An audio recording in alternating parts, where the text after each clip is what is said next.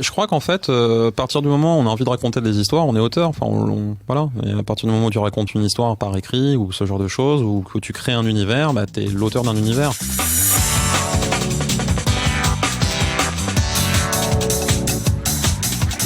Bonjour à toutes et à tous et bienvenue sur Sens Créatif. Le podcast qui explore les liens entre créativité, boxon et transcendance. Je m'appelle Laurent Bazar. Je m'appelle Jérémy Kleiss et nous sommes passionnés par la créativité que nous considérons comme une quête initiatique et holistique. That's right. Si l'acte de création s'étend au-delà du seul champ artistique, que le boxon peut s'apprivoiser et que la moindre de nos failles peut se transformer en terreau fertile, alors la créativité a toutes les chances de devenir le meilleur outil de dépassement de soi. Pour en savoir plus, vous pouvez nous suivre sur Instagram @senscreatif_podcast. Ce podcast est sponsorisé par Patreon.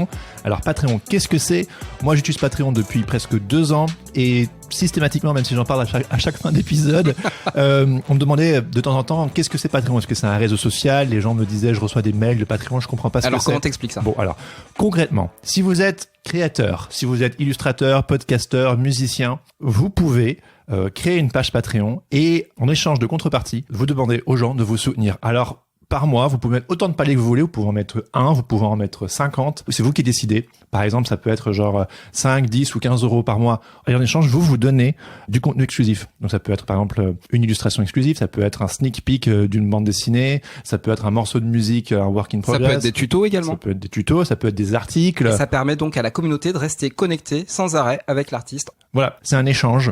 Et vous pouvez, du coup, vous faire rémunérer. Parce que bon, quand on crée un projet, au fur et à mesure, parfois on a besoin de rentrer des ronds pour juste permettre au projet de continuer. Bah oui, en fait, c'est ça, c'est le principe du crowdfunding. Hein. Oui, c'est une plateforme de financement participatif, tout simplement. Sauf que c'est pas juste pour un one shot, c'est tous les mois. Et en fait, plus on va être à s'y mettre, plus ça prendra de l'ampleur et plus ça sera chouette. Donc si vous êtes créateur et que vous aimeriez simplement fédérer une communauté autour de votre projet et ramener quelques petits ronds, quelques petits pesos, voilà, mettez-vous sur Patreon. Patreon est fait pour vous. Pour en savoir plus, visitez www.patreon.com. Bon. Eh bien, Jérémy, alors, comment vas-tu ? Ça va, toujours vivant. Toujours vivant. Oui. Non, ça va. Alors pour les auditeurs qui savent pas, je m'occupe de mon petit garçon pendant 2 mois et demi. C'est ça que tu voulais me demander. Hein. Exactement. Et ça va. En ce moment, il y a ma belle-mère à la maison. Merci Denise. Non, elle nous aide. Mais non, ça se passe plutôt bien. C'est vrai que c'est pas simple d'être créatif et de fonctionner au ralenti, mais j'en profite pour prendre du bon temps avec mon fils. Voilà. Super. Ouais. Puis t'es obligé de t'organiser comme ça. Ouais, grave, de ouf. Mais voilà, ça me fait du bien là cette semaine. Je peux bosser et te voir pour un petit peu enregistrer. Ça, on a pu faire ça. Ça, ouais. C'est bien. Bon, et toi, comment ça va ? Bah, l'actu est pas super. Parce que monsieur Poutine a décidé d'envahir un pays. Oui, évidemment. Ça lui a pris comme ça. Que ça plombe. Non, ça lui a pas pris comme ça. Ça fait très longtemps qu'il avait envie de le faire. Il a mis à exécution. Et le monde est en attente de la résolution de cet horrible conflit. Donc ça remet beaucoup de perspectives aussi en place parce que qu'est-ce que ça veut dire ? C'est-à-dire que le monde, en fait, tel qu'on le connaît, il peut du jour au lendemain complètement basculer et ça redistribue les cartes. Et je pense qu'il y a une solidarité artistique internationale qui est importante aussi à mettre en place. Et je pense qu'il y a plein d'initiatives qui sont lancées à ce sujet-là pour justement aider des artistes ukrainiens, des créateurs ukrainiens et pour leur donner une possibilité aussi de s'exprimer parce que forcément s'ils ont besoin de dire des choses, il faut qu'ils aillent aussi dans les autres pays. Donc du coup c'est bien de pouvoir les accueillir aussi. Voilà. J'aurais jamais cru qu'on parlerait d'une déclaration de guerre sur une intro d'un épisode de Sens Créatif. Ça le marque vraiment dans le temps du coup cet épisode, mais c'est vraiment la news qui sape le moral de ouf quoi. Ouais, complètement. Puis je veux aussi saluer en fait tous les artistes russes aussi parce que c'est pas faut pas confondre l'action militaire avec le peuple russe en soi.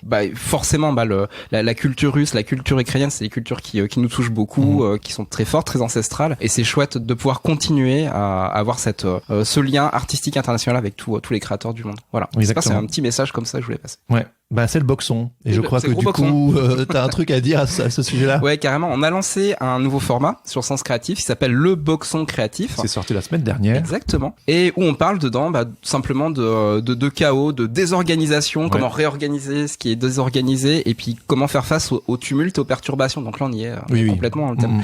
Et on va en sortir 5 des épisodes comme ça. Donc, c'est une mini-série. Il y en a 4 qui vont arriver. C'est une mini-série. Sur le premier épisode, on a essayé de définir un petit peu ce qu'était le boxon.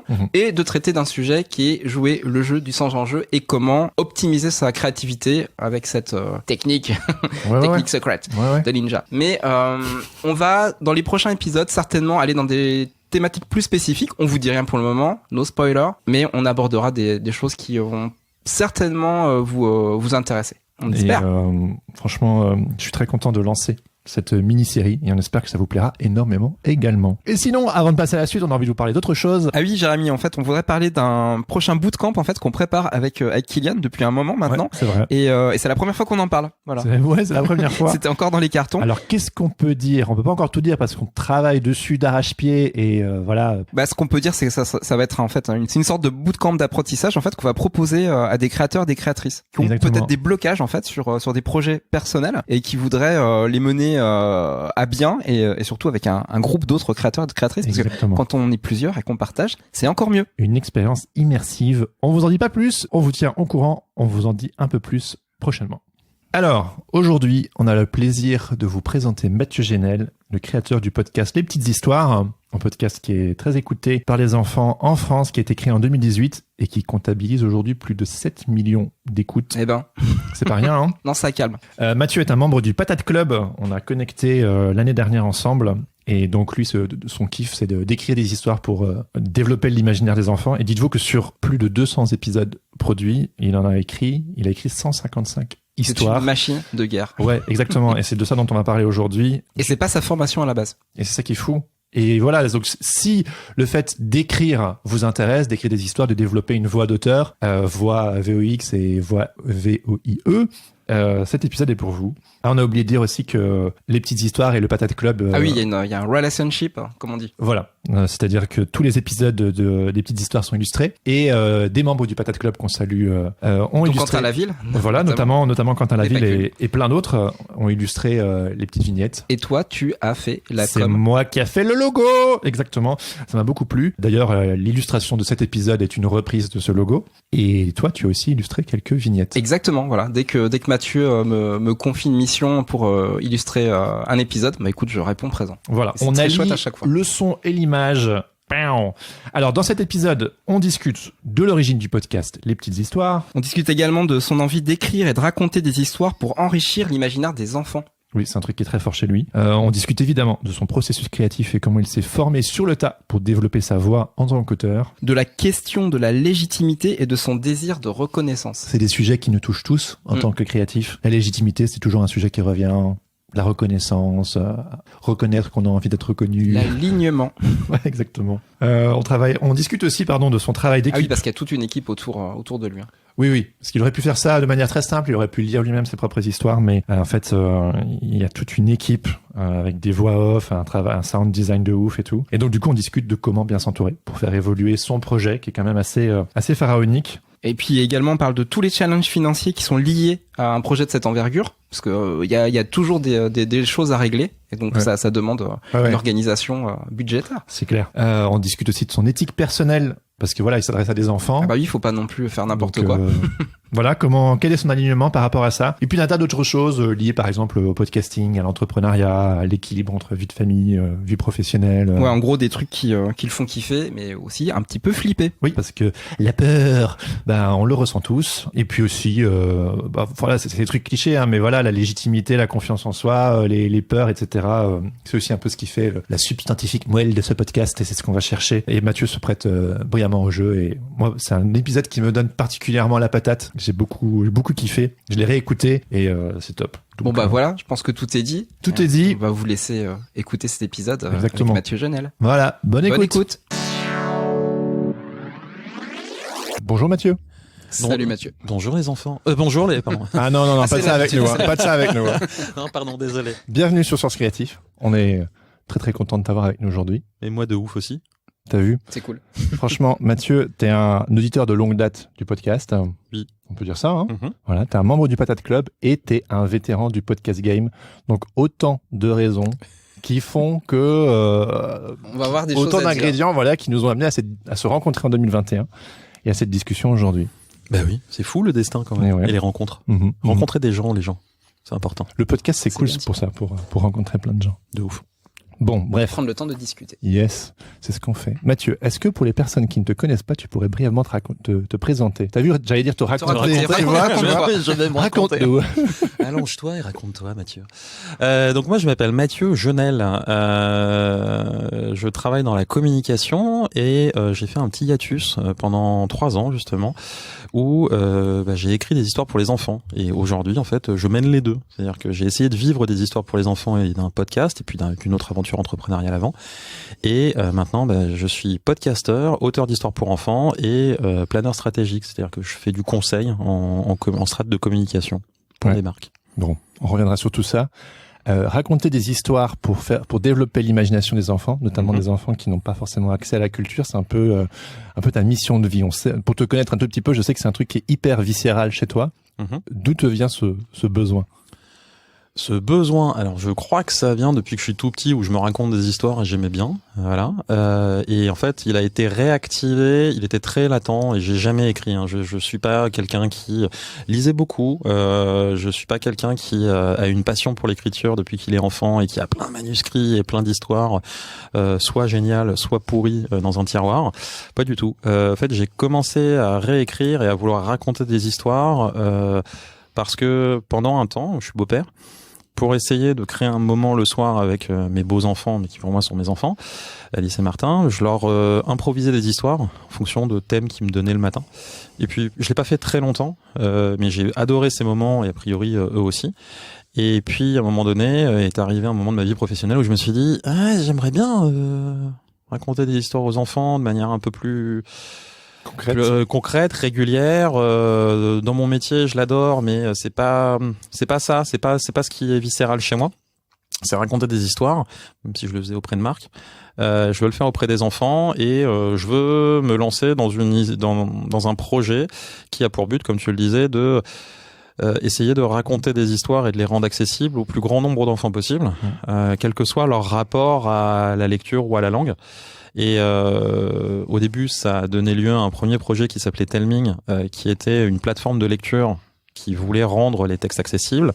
Et en fait, elle n'a jamais marché, mais dedans, il y avait la volonté d'utiliser le son pour rendre certains textes accessibles, un petit peu à la manière de sous-titres en fait, si on veut. Et cette fonctionnalité n'a jamais marché, mais vu que j'avais des fichiers audio, je me suis dit, tiens, je vais lancer un podcast. C'était en juillet 2018, au même moment où je testais mon service. Et puis, en fait, le service a périclité 1 an après, pour tout un tas de super bonnes raisons, à savoir, je me suis pas lancé de la bonne manière, etc., etc. Et puis, en fait, le podcast a continué parce que je me suis dit, tiens, il y a peut-être un truc à faire parce qu'il y a des gens qui m'écoutent. Donc le choix du podcast audio, c'est suite à ce projet avec Telming, parce que vu qu'il y a sûrement des personnes qui vont nous écouter qui rêveraient aussi de faire du travail d'auteur, d'écrire des histoires, il y a beaucoup de gens qui pensent à simplement écrire un livre ou écrire pour la presse jeunesse ou des choses comme ça. Toi, tu as décidé de raconter des histoires en podcast. Et donc, pourquoi ce choix? Mais si je comprends bien, c'est parce que ça découle d'un précédent projet qui, au final, n'a pas abouti. Il est mort le projet. Il est mort le projet, il est mort. Voilà. Non mais c'est ça. Et c'est parce que t'étais pas passionné de podcast à la base en fait, tu t'es pas dit genre. J'écoutais pas. Tu t'en cognais. Je m'en tamponnais le coquillard mais de ouf. Et en fait non, c'est juste que en fait c'est. J'aurais voulu tu sais genre j'aime trop le podcast, c'est un média trop beau et puis je me suis dit que j'avais envie d'investir ça. Non en fait c'est juste ça c'est fait quoi. C'est par hasard, vraiment complètement par hasard. Il y avait aucun calcul. Et c'est ça en fait qui est intéressant, c'est qu'à un moment donné et peut-être pour la petite histoire. Lol. La petite histoire. Placement de produit. Mais j'adore la galéjade et tout. Ça va être formidable ce moment qu'on va passer ensemble. On va avoir plein de blagues et plein de jeux de mots. Non, je me suis lancé. Le podcast est sorti avant un podcast qui est magistral qui s'appelle Oli, enfin une histoire et Oli de France Inter, 1 semaine ou 15 jours avant. Voilà, donc je suis très content. Il y avait d'autres podcasteurs avant, mais effectivement, à ce moment-là, à partir du moment où France Inter est arrivé dans le game, il y a beaucoup de choses qui se sont accélérées. Et avant, effectivement, c'était complètement par hasard. J'ai toujours adoré les sagas MP3, type Nailbug, j'en suis un grand fan. Ah oui. À l'aventure, compagnon, je suis parti vers l'horizon. J'aurais mieux fait de rester chez moi à faire des chaises en bois. À l'aventure, compagnon, je suis parti vers l'horizon.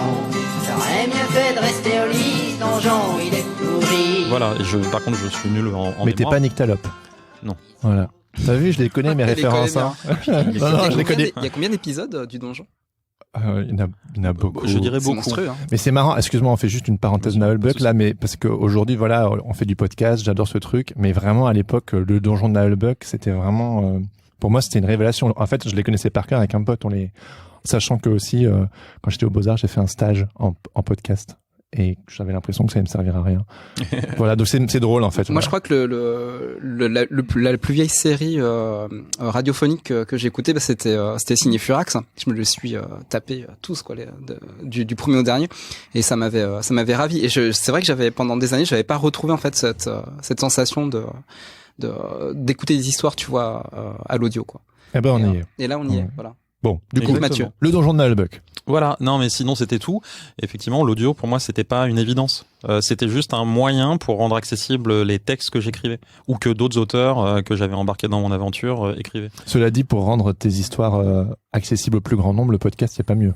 Oui, mais ce que je voulais, c'était rendre des histoires à lire accessibles au plus grand nombre. Ah oui. Voilà, c'était ça à l'origine. D'où le service d'origine, ouais. Exactement. Et puis en fait, ça a pas marché encore une fois pour tout un tas de raisons. Je crois encore dur comme fer à ce type de service. Et d'ailleurs, il y a des applications, qui sont en train de se lancer dans cette veine. Et franchement, ils ont tout à fait raison. Parce qu'il y a un vrai problème d'accessibilité à la lecture aujourd'hui, et puis de maîtrise et de compréhension, etc., etc. Mais voilà, l'audio, je continue et je kiffe. Ok.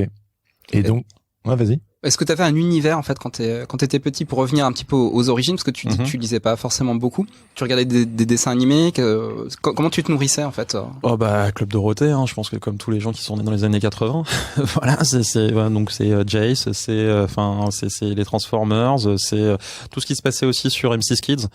En fait, moi, j'ai continué vraiment à regarder les dessins animés. J'en continue d'ailleurs en bouffer une quantité astronomique, plus que des séries. Tu regardes plus de dessins animés que de séries? De films d'animation et de séries, ouais, je prends plus de plaisir. Ouais. Intéressant. Ouais, donc tu baignes quand même dans un univers qui est assez tourné finalement vers l'enfance, même si tous les dessins animés sont pas faits pour les enfants. C'est ouais. Voilà, t'es accro à ça, quoi. Ouais, je suis accro à ça parce que j'adore l'imaginaire en fait. Les trucs qui me raccrochent trop j'aime bien aussi, mais un film de théâtre français un peu misérabiliste. Ouais, mais tu vas trouver ton kiff dans l'animation, quoi. Ouais, et puis parce que pour moi une des plus grandes séries qui existent animées, c'est Avatar, le dernier maître de l'air, pas le film, surtout pas, ne me parlez pas du film, parce que ce qu'ils ont fait, c'était impossible. Monsieur M. Night Shyamalan. Oui, c'est résumé une saga aussi grande en un seul film, et c'est impossible. Tu prends trop de raccourcis, c'est une des raisons pour lesquelles c'est nul. Mais voilà, c'est une série qui est formidable et qui raconte tellement de choses, tellement de choses. Et ça fait partie des trucs que j'ai donné à regarder à Martin dès qu'il avait l'âge, dès qu'il avait 6 ans, je crois. Je lui ai donné à 6 ou 7 ans à regarder. Il a tout bouffé. Donc les dessins animés. Ouais, donc beaucoup de dessins animés, pas mal de BD tardivement, et BD sous toutes leurs formes, que celles soient européennes, comics ou. Donc là plutôt quand t'étais ado alors. Les BD. Ouais, même on va dire young adult. C'est plus okay. C'est en fait je me suis mis à la BD quand je devais avoir 18 ans, quand j'ai fait un stage en fait dans une librairie qui s'appelle Aladdin à Nantes, qui est très connue, et il y avait Georges à l'époque qui travaillait là-bas et qui m'a fait découvrir la BD. Moi j'étais plus manga. Il m'a dit les mangas c'est bien, mais tiens je vais te faire découvrir 2-3 trucs que moi j'aime bien, et c'était super cool. Ok. Donc à la base pas forcément passionné par l'écriture, mais voilà, t'aimes les dessins animés, les bandes dessinées, etc. Et à la base, toi, tu l'as dit tout à l'heure, professionnellement, t'es planeur stratégique. Donc même si c'est raconter des histoires pour les clients, a priori ça a rien à voir avec le travail d'auteur qui raconte des histoires. Et pourtant aujourd'hui, ça reste du storytelling. Oui, c'est pour ça que je dis qu'il y a quand même un lien, mais c'est quand même une approche différente. Voilà, t'as pas ce qui est quelque chose d'assez marquant dans ton parcours, c'est que t'es hyper autodidacte, et aujourd'hui, ton podcast Les Petites Histoires, c'est un des podcasts jeunesse les plus écoutés en France, dans le top 3, top 5, quelque chose comme ça. Aux dernières nouvelles, t'avais 7 millions d'écoutes. Il y a sûrement des auditeurs et des auditrices qui vont nous écouter, qui font, entre guillemets, un travail rien à voir, et qui rêveraient eux aussi de développer leur voix en tant qu'auteur, autrice. Et on aurait voulu savoir, c'était comment pour toi ce saut pour te lancer dans l'écriture et en tant qu'autodidacte? Alors, j'ai fait les choses dans le désordre. Ne faites pas ça à la maison. Ne faites pas ça à la maison, c'est dangereux. J'ai posé ma dev. Et je me suis dit, bon, maintenant que tu as posé ta dème et que tu veux créer un service de lecture pour les enfants, ce serait peut-être bien que tu vois si tes histoires, quand tu les écris, c'est bien et si tu peux tenir un rythme. J'aurais dû le faire avant. Et donc, en fait, je me suis mis à écrire tous les jours, à essayer de construire des histoires et à essayer de me dire, OK, il faut que je sorte une histoire par semaine. Donc, comment est-ce que je fais? Et puis, donc, comment je fais? J'essaie d'écrire tous les jours, j'essaie de me renseigner sur comment tu structures une histoire, parce que je savais pas. C'est-à-dire, quand tu parles des livres? Non, je suis incapable de faire ça. Donc, tu t'as appris en faisant. Ouais. Pour le coup, c'est très rigolo parce que, alors, j'ai vu une vidéo il y a pas très longtemps, je crois que c'était Léa Matouf, donc Léna Situation, qui disait, voilà, je suis autodidacte, je regardais des vidéos sur YouTube, etc. Et il y a un mec, un commentaire, un hater comme d'hab, qui dit, c'était sur Combini, je crois, qui était pas mal, hein, c'était sa masterclass YouTube. Et qui réagissait sur le côté autodidacte en disant autodidacte, non, c'est quelqu'un qui se construit lui-même et il regarde pas de tuto. Je suis pas du tout d'accord. Oui, radical. Oui, non, mais c'est l'ayatollah de l'autodidactisme. Je ne savais pas que ça existait. Et effectivement, moi, en fait, j'ai commencé un peu tout seul, mais surtout ce que j'ai fait, vu que je ne suis pas capable de lire des livres, ils sont je les ai tous, hein, je pense chez moi. Vraiment, j'ai ma pile. Mais je suis pas capable de les lire parce que ça me passionne pas. Par contre, attends, ça te passionne pas de lire ce genre de livre. J'ai beaucoup de mal. Les livres théoriques, en fait, j'ai beaucoup de mal. En revanche, we make the road by walking, tu vois, c'est genre pas complètement en fait, parce que justement, j'ai suivi des ateliers. Donc à la NRF, qui est une institution française, enfin pas que d'écriture, mais ils proposent des super ateliers. Je suis aussi allé à l'atelier Les Mots. Donc voilà, c'est 2 ateliers en fait. Il y en a un qui est un peu plus nouveau, hein, parce que Les Mots est beaucoup plus récent, mais qui ont des super approches. Et puis aussi, ce que j'ai fait, c'est que j'ai téléchargé une application qui s'appelle Masterclass. Je ne suis pas sponsorisé, mais et qui est géniale. Non, elle est formidable. Elle est formidable. Ça vaut le coup. Tu la connais? Oui, je la connais. Alors, je l'ai pas encore souscrit, mais c'est quelque chose que j'envisage de faire parce que, en fait, je crois que c'est à peu près pour 200 € par an. Ouais. Tu as accès aux meilleures masterclass du monde parce qu'en fait, tu as David Lynch, tu as Bill Clinton, je crois, qui sait qu'il y a d'autres. Ouais, enfin, t'as plein de verticales, en fait, voilà, plein de thématiques. Et en fait, moi, celle de l'écriture, c'était intéressant parce qu'il y avait notamment, enfin, il y a deux auteurs que j'adore. Neil Gaiman. Ah, voilà. Mais d'accord. Neil Gaiman, mon Dieu, au secours, formidable. Alors, pour ceux qui ne connaissent pas Neil Gaiman. Je ne connais pas, c'est qui? Tu ne connais pas Neil Gaiman? C'est le créateur de Sandman. Sandman, qui est un comics hyper connu pour ceux qui connaissent les comics. Je suis pas très comics. Qui va être adapté. Est-ce que tu as vu la série The Good Omens? Oui. Bah voilà, okay, donc tu le connais. Voilà, c'est le gars qui a écrit Good Omens. Ouais. Ah oui, que j'adorais. Qui a écrit aussi American Gods. Ah oui. Plus le livre que la série. Voilà. Donc c'est l'auteur anglais absolument incontournable en fait. Voilà. Okay. C'est pour ça que tu le connais. Sans le connaître, c'est ça. Voilà. Et R.L. Stine qui a fait Goosebumps, Chair de poule. Okay. Ah oui, ouais. Les romans pour ados. Ouais, c'est énorme, gros succès. Qui est un monstre. Voilà. Dans les années 2000. Et donc voilà, c'est 90-2000. Ouais, c'est ça. Et donc je me suis dit ok, je souscris. On me l'a offert à Noël. Et voilà. Et l'idée c'était quand même de me nourrir parce que enfin j'ai pas la prétention de. Et d'ailleurs toujours pas. Je connais un peu la structure, mais en fait, ce qui est super intéressant aujourd'hui, c'est que plus je lis, parce que maintenant je lis aussi beaucoup parce que c'est hyper important, mais de littérature jeunesse, plus en fait je comprends pourquoi mes textes sont faibles. Ok. Ou ont des défauts. C'est-à-dire que je sais que mes histoires, en fait, au début, quand je me suis lancé, quand j'ai présenté ce projet, j'ai essayé de trouver des gens pour m'accompagner et tout, ils m'ont dit non mais prends des grands noms. Parce que tes histoires vont intéresser personne. Des grands noms qui peuvent écrire pour toi? Ouais, parce qu'en fait, ce qu'il disait, c'était, en fait, si c'est les histoires de Mathieu Jonel, ça va intéresser personne. Forcément, je l'ai mal pris parce qu'il y a de l'ego là-dedans. Un petit peu. Ah bon? Et en fait, la réalité, c'est que je crois qu'on a tous des histoires à raconter et que toutes nos histoires sont intéressantes. En revanche, effectivement, la manière de les raconter. Il y a l'art et la manière, ouais. Il y a l'art et la manière. Après, je suis pas adepte il faut forcément que ce soit un grand nom qui écrive des histoires pour les enfants. Je suis pas certain. La preuve. Voilà. Mais après, par contre, il faut travailler. Et aujourd'hui, je suis qu'au début de mon chemin. C'est-à-dire qu'effectivement, j'ai un succès qui est certain. Voilà. Sur le podcast. Dans l'univers du podcast. Donc, c'est un petit univers. C'est un succès qui reste précaire parce qu'il y a plein de choses encore à construire. Et puis, surtout, encore une fois, ça ne fait que 3 ans que j'écris. Oui. Alors, j'ai beaucoup écrit. mais donc j'ai rattrapé, on va dire, mon retard. C'est quoi sur 200 histoires produits, 155 que t'as écrit toi? Ouais, 150-155, j'ai pas le compte exact. Ouais, quand même. Donc c'est effectivement assez dense, c'est fatigant. Après il y a des histoires longues, il y a des histoires très courtes, hein, dans les 155, il y a des histoires qui font 1 minute. Ouais. Mais voilà, et puis il y a plusieurs séries. Et là les séries c'est quand même des gros morceaux. On en parlera peut-être après. Mais voilà, j'ai commencé à me tester. Pour revenir à ta question, c'est comment est-ce que j'ai commencé? C'est je me suis dit, ok, tu vas te mettre à écrire. En fait, mets-toi, et c'est un peu ce que tout le monde dit. Hein. Ouais, just do it. Ouais, juste fais-le. Et puis surtout, en fait, astreins-toi un minimum. C'est important d'avoir une discipline. Tu t'es forcé, une routine. J'ai essayé. Je suis nul en routine.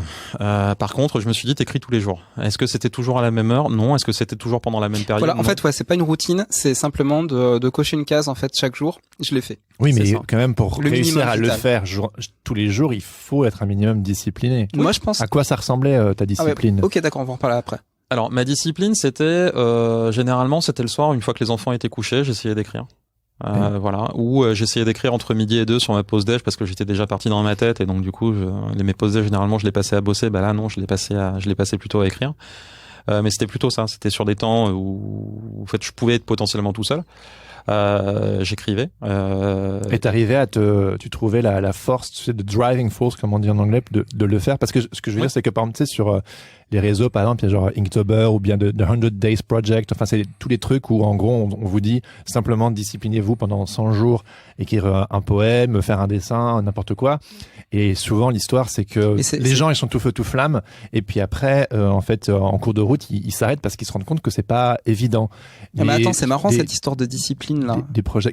Pourquoi, mon cher Laurent? Je vais te dire pourquoi c'est marrant, parce que je pense qu'au bout d'un moment, il faut avoir envie aussi. Parce que même si tu te mets une discipline, si t'as pas l'envie derrière, la motivation que tu te mets vis-à-vis de toi-même, c'est pas la discipline qui va solutionner. Non, la discipline pour la discipline, non. Ouais, c'est ça. Mais d'accord. Et j'imagine que toi, t'avais une vision où tu t'es dit, je veux réussir.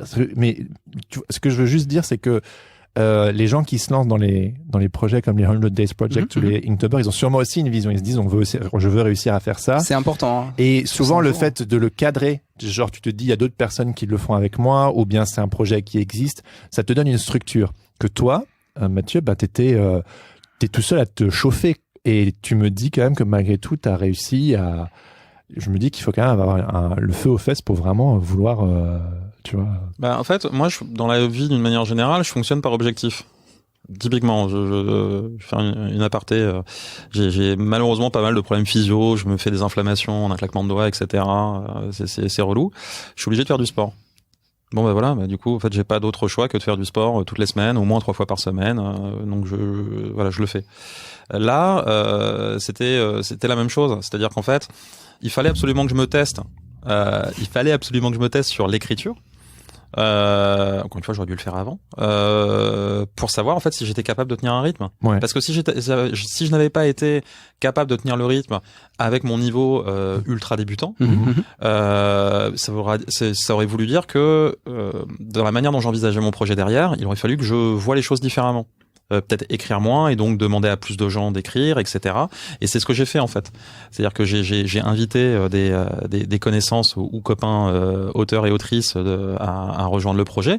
Évidemment, je l'ai payé pour me soulager et pour ne pas être tout seul à écrire. Et puis, quand mon projet, si je fais un petit saut, quand mon projet en fait de plateforme de lecture a périclité et que je me suis concentré sur le podcast pendant quasiment 6 mois, 1 an presque. J'étais le seul à écrire. Donc c'était 4 histoires par mois à écrire solo. Oui, c'est intense. Et en plus, j'avais cette espèce de folie de dire, ok, c'est des univers différents à chaque fois. Start from scratch à chaque fois. Ouais, et ce qui est pas évident. Pourquoi parce pas? que tu dois reset ton esprit et repartir. Pourquoi sur faire simple quand on peut faire compliqué? Voilà, et ce qui à la fois était vachement bien parce que ça m'a obligé en fait à explorer plein de choses et ce qui est intéressant, c'est je suis pas sûr d'avoir encore trouvé ma voix VOX. J'allais te le demander, ouais. Voilà, non ma voix. Mais t'as trouvé ta voix VOIE? Ouais, je pense, plus ou moins. Après, c'est toujours compliqué, parce que le chemin est toujours sinueux. Allez, raconte-nous. Mais c'est pas droit. Mais oui, j'ai envie de continuer à écrire des histoires, ça c'est sûr et certain. Mais je comprends aussi que par rapport à mon travail professionnel, j'ai aussi envie de continuer à le faire parce que j'y trouve un certain intérêt en fait. Parce qu'il y a beaucoup de stimulation intellectuelle. Le travail de planeur stratégique. Ouais, tout à fait, de conseil. Mais excuse-moi, je te coupe, mais il me semble qu'il y a eu des moments où tu étais genre, vas-y, rien à foutre, je laisse tout tomber, je me consacre entièrement aux petites histoires. 3 ans de ma vie. 3 ans et demi même. Ouais, tout à fait. Donc j'imagine que c'est un ping-pong entre le vas-y, j'y vais à fond, vas-y, en fait, j'ai quand même besoin d'un projet annexe. Parce que ce que je trouve intéressant, c'est que il y a un peu ces deux écoles, tu sais, les personnes qui disent pour réussir, il faut tout lâcher et y aller à fond, et il y a les personnes qui disent c'est bien d'avoir un certain équilibre. Ouais, pour mieux gérer, ouais. En fait, le truc par rapport à ce point, c'est que pendant 3 ans et demi, grâce à un truc formidable qui s'appelle le chômage, et on ne le répétera jamais assez, hein, mais la première source d'entrepreneuriat en France, ça reste l'État. Quoi qu'on dise aujourd'hui sur le gouvernement et compagnie, le chômage était, je sais pas ce que ça donne aujourd'hui, mais en tout cas à mon époque, c'était il y a pas si longtemps, ça a été une putain de chance pour pouvoir me lancer et justement explorer à fond ce projet et cette envie et de savoir si je pouvais réussir à en vivre. J'ai probablement pas fait les bons choix. Je pourrais probablement en vivre aujourd'hui parce que j'aurais décidé de faire de la prod pour des tiers. Il y a des boîtes qui fonctionnent très bien comme ça. Tu veux dire par exemple des podcasts en marque blanche et des trucs de genre? Ouais, des podcasts pour enfants en marque blanche où je me serais ouvert et pas faire que des podcasts pour enfants, etc. Mais j'ai pas eu envie en fait. Moi, ce à quoi je m'attache, et c'est ça aussi qui a été hyper intéressant dans l'exploration, c'est je veux raconter mes histoires. Et donc à un moment donné, mais par contre ça ne me gêne pas. Demain, si une marque vient me voir en me disant, hey, coucou, j'ai un super univers. Est-ce que tu veux raconter une histoire dans mon univers? Oui. Je dis d'accord, mais c'est à ma manière. Ah ouais, c'est ça. C'est tellement important. Il faut qu'il y ait un certain alignement aussi avec ce que tu fais. Tu peux pas partir dans 15 000 directions. Il faut que ça soit raccord aussi parce que t'as certaines valeurs. On va en parler. Et je suppose que t'as pas envie de partir dans une direction où tu vas regretter après de l'avoir fait, même si c'est pour une bonne somme d'argent. Ouais, c'est ça. Et puis, est-ce que tu écrirais une histoire pour Barbie? Pourquoi pas parce que ils essayent de s'ouvrir d'une certaine manière aujourd'hui, même si c'est très opportuniste. Pourquoi pas? Je pense qu'il y a des trucs à faire. Après, ça dépend du cahier des charges. Ouais, ça dépend de la liberté en fait. Si on me contraint énormément et qu'on veut me faire passer des messages au forceps qui sont pas raccord avec ce que je pense. Bon, ok. Ou si on veut me faire des histoires avec des morales qui sont bien appuyées, moi j'ai du mal. Pourquoi? En fait, c'est une question et ça aussi je l'ai travaillé au fur et à mesure et je l'ai compris au fur et à mesure. C'est au début, la seule ambition que j'avais, et je pense que je l'ai toujours, c'est de créer des histoires qui peuvent juste en fait divertir les enfants. C'est des histoires divertissantes, donc c'est pour ça que c'est aussi le nom des petites histoires. C'est des histoires entre guillemets sans prétention, dans lequel t'as un message ou t'as pas de message. Souvent t'en as un, c'est ce que certains de mes profs en fait m'ont fait comprendre. Mais tu le penses pas forcément en l'écrivant. Et puis je voulais aussi que les parents s'ennuient pas. Parce que souvent, en fait, on subit Peppa Pig, on subit l'anthropo. C'est clair. Ah, trop, je l'aime bien. Peppa Pig, un petit peu moins. Donc, chacun ses bêtes noires quand on est daron ou daronne. Ouais. Mais pour moi, c'est ça, en fait, le truc. C'est que il y a vraiment ça, de se dire comment est-ce que, globalement, les parents et les enfants, enfin, la famille, en fait, peut passer un bon moment avec les histoires. Et en fait, ce que je voulais toujours faire, c'était des histoires que, moi, j'aurais voulu qu'on me raconte, que je trouvais cool. C'est pas que j'aurais voulu qu'on me raconte, c'est faux. En tout cas pour moi, c'est des histoires que je trouve cool. Et en fait, quand je l'ai écrit, est-ce que je trouve que l'histoire est sympa? C'est la chose principale pour toi. Ouais, tout à fait. Est-ce que je me pris du plaisir et quand je la lis, en fait, est-ce que je la trouve chouette? Est-ce que j'arrive à m'auto-embarquer entre guillemets quand je lis mon histoire? Ouais. D'ailleurs, ce postulat-là, est-ce que pour toi c'est plus important que la légitimité d'être auteur? Par exemple, est-ce que tu te considères maintenant suffisamment légitime pour dire je suis auteur, j'écris des histoires, mais est-ce que finalement c'est moins important que vraiment le plaisir que tu prends à les écrire et à les diffuser et avoir ces retours en fait de ton public? Je crois qu'en fait, à partir du moment où on a envie de raconter des histoires, on est auteur. Enfin, voilà. Et à partir du moment où tu racontes une histoire par écrit ou ce genre de choses, ou que tu crées un univers, t'es l'auteur d'un univers. Après, est-ce que ça va être intéressant ou pas intéressant? Est-ce que tu vas réussir à toucher le cœur des gens?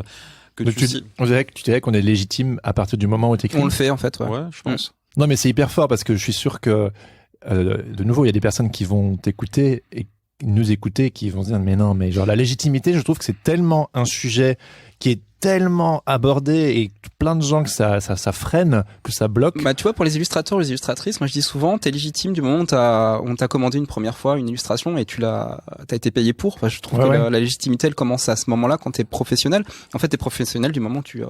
Mais je suis 100% d'accord avec toi. Voilà. Mais, enfin, moi, c'est ma philosophie, c'est ce qui fait que j'avance constamment. Et moi, je sais que bon bref, c'est une autre histoire. Mais bref, j'ai jamais vraiment eu un souci de légitimité. Mais pour croiser beaucoup de personnes aussi dans la communauté du podcast, mais c'est intéressant à parler parce que la légitimité, c'est vraiment toujours quelqu'un. Oui, bah moi je me considère aussi comme autodidacte en tant qu'illustrateur, en tant que podcasteur. Je suis 100% autodidacte. J'ai jamais fait de formation, rien du tout. Enfin, j'ai une formation de graphiste, mais c'est tout. Et on peut arriver à faire ce qu'on veut. Bah ouais. Bon, par contre, c'est du hustling, hein, tu vois. C'est quand même pas évident. On n'a rien sans rien. Ouais. Mais voilà, cette question de la légitimité, elle revient tout le temps. Et toi, en fait, je trouve ça fou de juste dire, bah non, à partir du moment où t'écris, t'es légitime. Ouais. En fait, c'est à partir du moment où effectivement, tu fais. Ouais. C'est-à-dire qu'en fait, tu n'as pas devant l'autre. Après, je pense que c'est hyper important de se dire, ok, à un moment donné, t'as un tampon qui vient te légitimer parce que ça fait du t'as bien. une critique, parce que t'as des retours de toi, ne serait-ce qu'une personne qui t'écoute et qui te fait un retour. Ouais, c'est vrai que ça peut suffire à... Tu l'as touché, en fait. À faire du bien. Il n'y a pas besoin d'avoir... Je pense qu'à un moment donné, il y a... le côté succès, encore, ça dépend, il faudra définir la notion de succès. Guillemets, et la légitimité, c'est-à-dire que pour moi, j'écris, j'ai envie, je le fais. Quelqu'un qui se définit karatéka parce qu'il a commencé le karaté et qui se sent et qui se projette en fait dans l'avenir en se disant je vais continuer et compagnie, etc., et qu'il a trouvé quelque chose, t'es karatéka, je m'en fous que tu sois ceinture blanche ou que tu sois ceinture noire.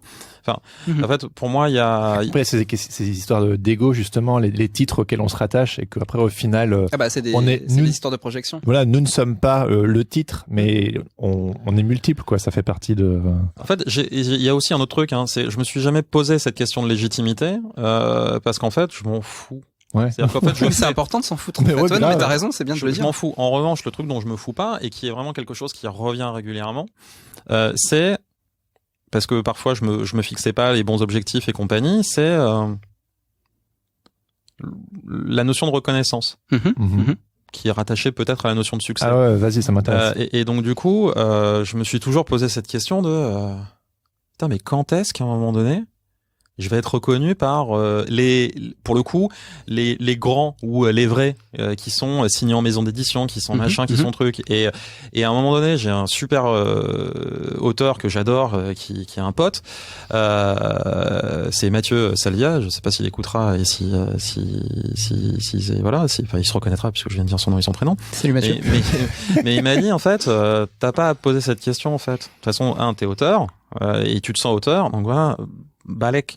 Et puis après, toutes mes connaissances qui ont signé dans des maisons d'édition, qui ont des gros succès ou qui sont des auteurs qui sont en devenir et qui ont un talent de toute façon tous de gueudin, ils me disent mais en fait, t'as vu les chiffres que tu balances ?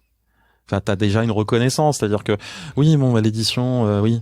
Voilà, mais donc quoi, l'édition, oui, voilà quoi. L'édition, peut-être que t'as envie d'être édité parce que pour toi c'est une marque de succès, mais putain, mais une espèce de milestone. Ah oui, surtout en France, quoi. J'ai l'impression que le livre, c'est vraiment le sacro-saint livre, alors qu'en fait, tu pourrais tout aussi bien être aussi entre guillemets successful juste dans le podcast en fait, mais il y a ce truc de si je sors un livre. Non, et puis il y a pas que ça, il y a aussi le fait de se dire ouais putain, t'as réussi à envoyer des chiffres qui sont pas mal, dont tu es fier. Tu fais un projet aussi dont tu es super content. Et puis en fait, t'as un mec qui toque à ta porte et qui dit toi, je t'ai vu, viens, on va faire des trucs géniaux ensemble. Ça n'arrive que très rarement. Ça t'est arrivé à toi ? Non, pas du tout. Okay. Non, mais c'est un peu le truc de, cette espèce de fantasme de dire, comme, une fois que j'ai réussi à atteindre, voilà, mon objectif, ça va arriver. C'est le musicien dans le métro. Ouais, ce genre de mais choses. justement, c'est un fantasme. Bah non, c'est genre, c'est toi qui dois crafter ton chemin. Mais beaucoup de gens attendent la bonne fée qui vient mettre sa baguette magique sur toi et qui va faire de toi une star, quoi. Et à mon avis, ce qui est dur aussi, c'est que quand tu craftes et que tu arrives à ce que tu voulais, en fait, il faut continuer, il faut se retrouver des nouveaux objectifs, des nouveaux challenges pour avancer et jamais péricliter et faire progresser aussi, là. C'est une adaptation, autant. Exactement, en fait. Ça a été un boulet, en fait, que je traînais, mais qui était lancinant. C'est-à-dire que c'est un peu comme une espèce de douleur que t'as, et en fait, t'arrives pas à l'enlever, t'as un mal de dos ou je sais pas quoi. boulet, etc. c'était le désir de reconnaissance. Ouais, le désir de reconnaissance. Une grosse valoche, quoi. Et voilà, c'est ça. Et pas baloche. Et pas baloche. Donc du coup, c'était un truc que je traînais un peu, mais et du coup qui était un peu ambivalent parce que je me disais ouais, non mais je me sens auteur. Enfin non, c'est pas si ambivalent que ça en fait quand j'en parle, parce que d'un côté je me sentais auteur, j'avais des chiffres, etc. Et puis je faisais pas ça encore une fois pour je faisais ça pour nourrir une envie, et cette envie c'était que mes histoires soient touchent le plus de gens possible, que ce soit écouté. C'était ça mon envie. C'était pas forcément d'être le plus populaire ou ce genre de choses. Pour moi c'est légèrement différent. Et puis par contre il y avait effectivement cette envie de reconnaissance en me disant putain. Et c'est là en fait où à un moment donné quand tu réfléchis beaucoup, et moi j'aime bien verbaliser, parler beaucoup avec les gens et tout, etc. pour essayer de comprendre des trucs. Ouais, c'est important, on le fait pas assez en fait. Et c'est de dire ok, en fait gars, t'as envie d'être reconnu. Ouais, reconnais-le quoi. Ouais, mais ça je le savais, je le disais. C'est voilà quand j'en parle et tout, j'ai pas peur de le dire et j'ai pas honte. Mais en fait à un moment donné t'as fait quoi pour l'être? Bah rien. Bon bah ferme ta gueule. Excusez-moi, je suis vulgaire, mais c'est juste tais-toi et essaye de comprendre ce qu'il faut faire pour être reconnu. Et en fait, la réalité, c'est que j'étais déjà reconnu parce que j'ai eu cette chance incroyable d'avoir pendant, je sais plus exactement parce que j'ai un problème avec le temps qui passe, mais je crois que c'était aux alentours du Covid. J'ai eu un papier dans Télérama, ou je crois que c'était un peu avant. Donc je crois que c'était avant le Covid. Télérama m'a fait un papier. C'est pas tout le monde qui en a un. C'est toi qui ne voyais pas que tu étais déjà reconnu. Oui, en fait, j'avais une caution en fait de Télérama, mais c'était pas suffisant parce que machin, tu vois. Et donc du coup, tu te dis non, mais en fait, c'est pas ça le truc. Et en fait, tu 4T, pas juste 3. Ouais, bon, j'en ai eu 2, c'est pas mal. Mais du coup, tu te dis, et j'étais super fier. Et vraiment, j'étais fier de dire putain, c'est cool, tu vois. Et j'ai influencé personne, j'ai acheté personne et tout. Donc c'était génial. J'ai eu une pleine page en plus. Donc c'est encore une fois, c'est pas... sans que tu le saches. Si, il y avait une interview avant, mais je savais pas que c'était Télérama, on va faire un papier, quoi. Je savais pas que ça prendrait cette forme-là. Je sais que quand je dessine pour Télérama, je suis content, hein. Je cache pas. Je dessine de temps en temps pour eux, c'est cool. Pas se mentir. Non, mais c'est canon parce que c'est une vraie institution, c'est des gens qui sont, qui ont une certaine vision des choses, et quand ils daignent parler de toi, déjà c'est cool, et quand en plus ils te mettent. Ils disent pas du mal. Voilà, non, mais ils te mettent. On peut être reconnu. Donc ta reconnaissance, ça t'a été satisfait? Ouais. Tu dirais aujourd'hui que tu es satisfait?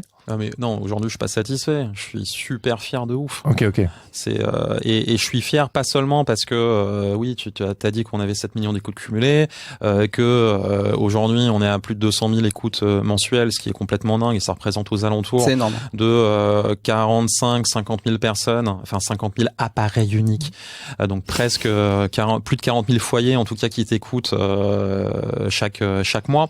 Ce qui est fou. Il y a un vrai attachement. Enfin, il y a plein de signaux qui sont très très forts et qui te donnent une force et qui parfois me font chialer parce que tu te dis putain, c'est touchant en fait les messages que tu reçois. Ça te fait vraiment chialer? Ouais, tu reçois combien de messages par semaine? Pas beaucoup. Vraiment pas beaucoup, quelques. Mais quel message? Ouais, mais t'en reçois quand même. Toutes les semaines, tu reçois des messages, quoi. Oui, mais c'est pas guedin, et encore une fois, enfin c'est parce que l'engagement par rapport au canal audio, enfin il est pas aussi immédiat mais donc c'est déjà beaucoup. Et puis en fait, je m'en fous de recevoir une quantité d'amour. J'en reçois déjà en fait. Je quantifie pas. C'était ce que je voulais te faire. J'en ai reçu 1 litre cette semaine. Hein, c'est beaucoup. Non, j'ai pas envie. Voilà, ou 3 kilos. Mais pour moi, c'est pas le truc. Et je suis vraiment fier parce que c'est aussi une vraie aventure humaine. C'est pas un Mathieu Jonel en fait, même si on dit Mathieu Jonel.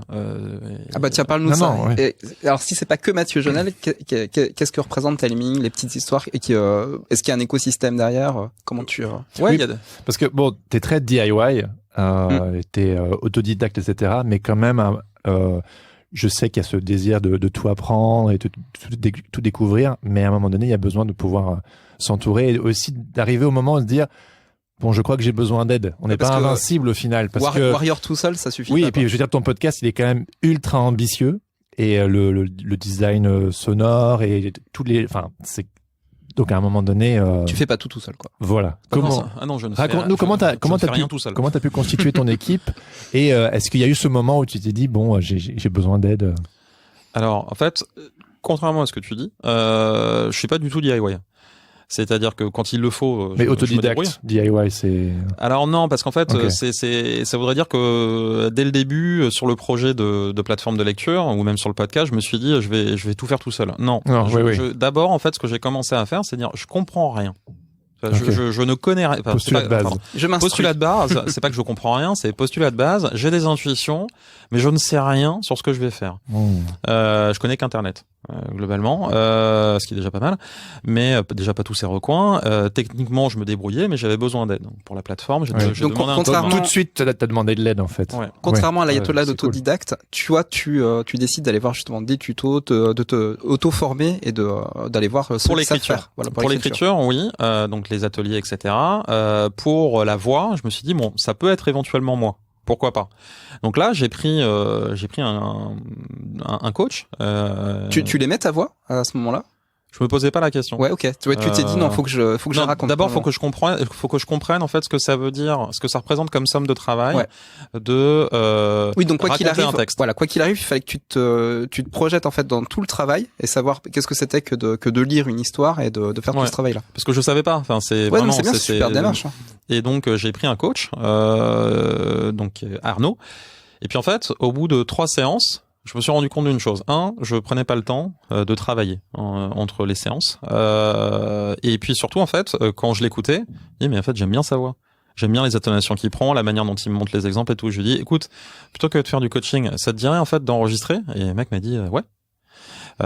Et donc Arnaud, aujourd'hui, c'est l'un des deux narrateurs et l'une des deux voix en fait des petites histoires avec Karine.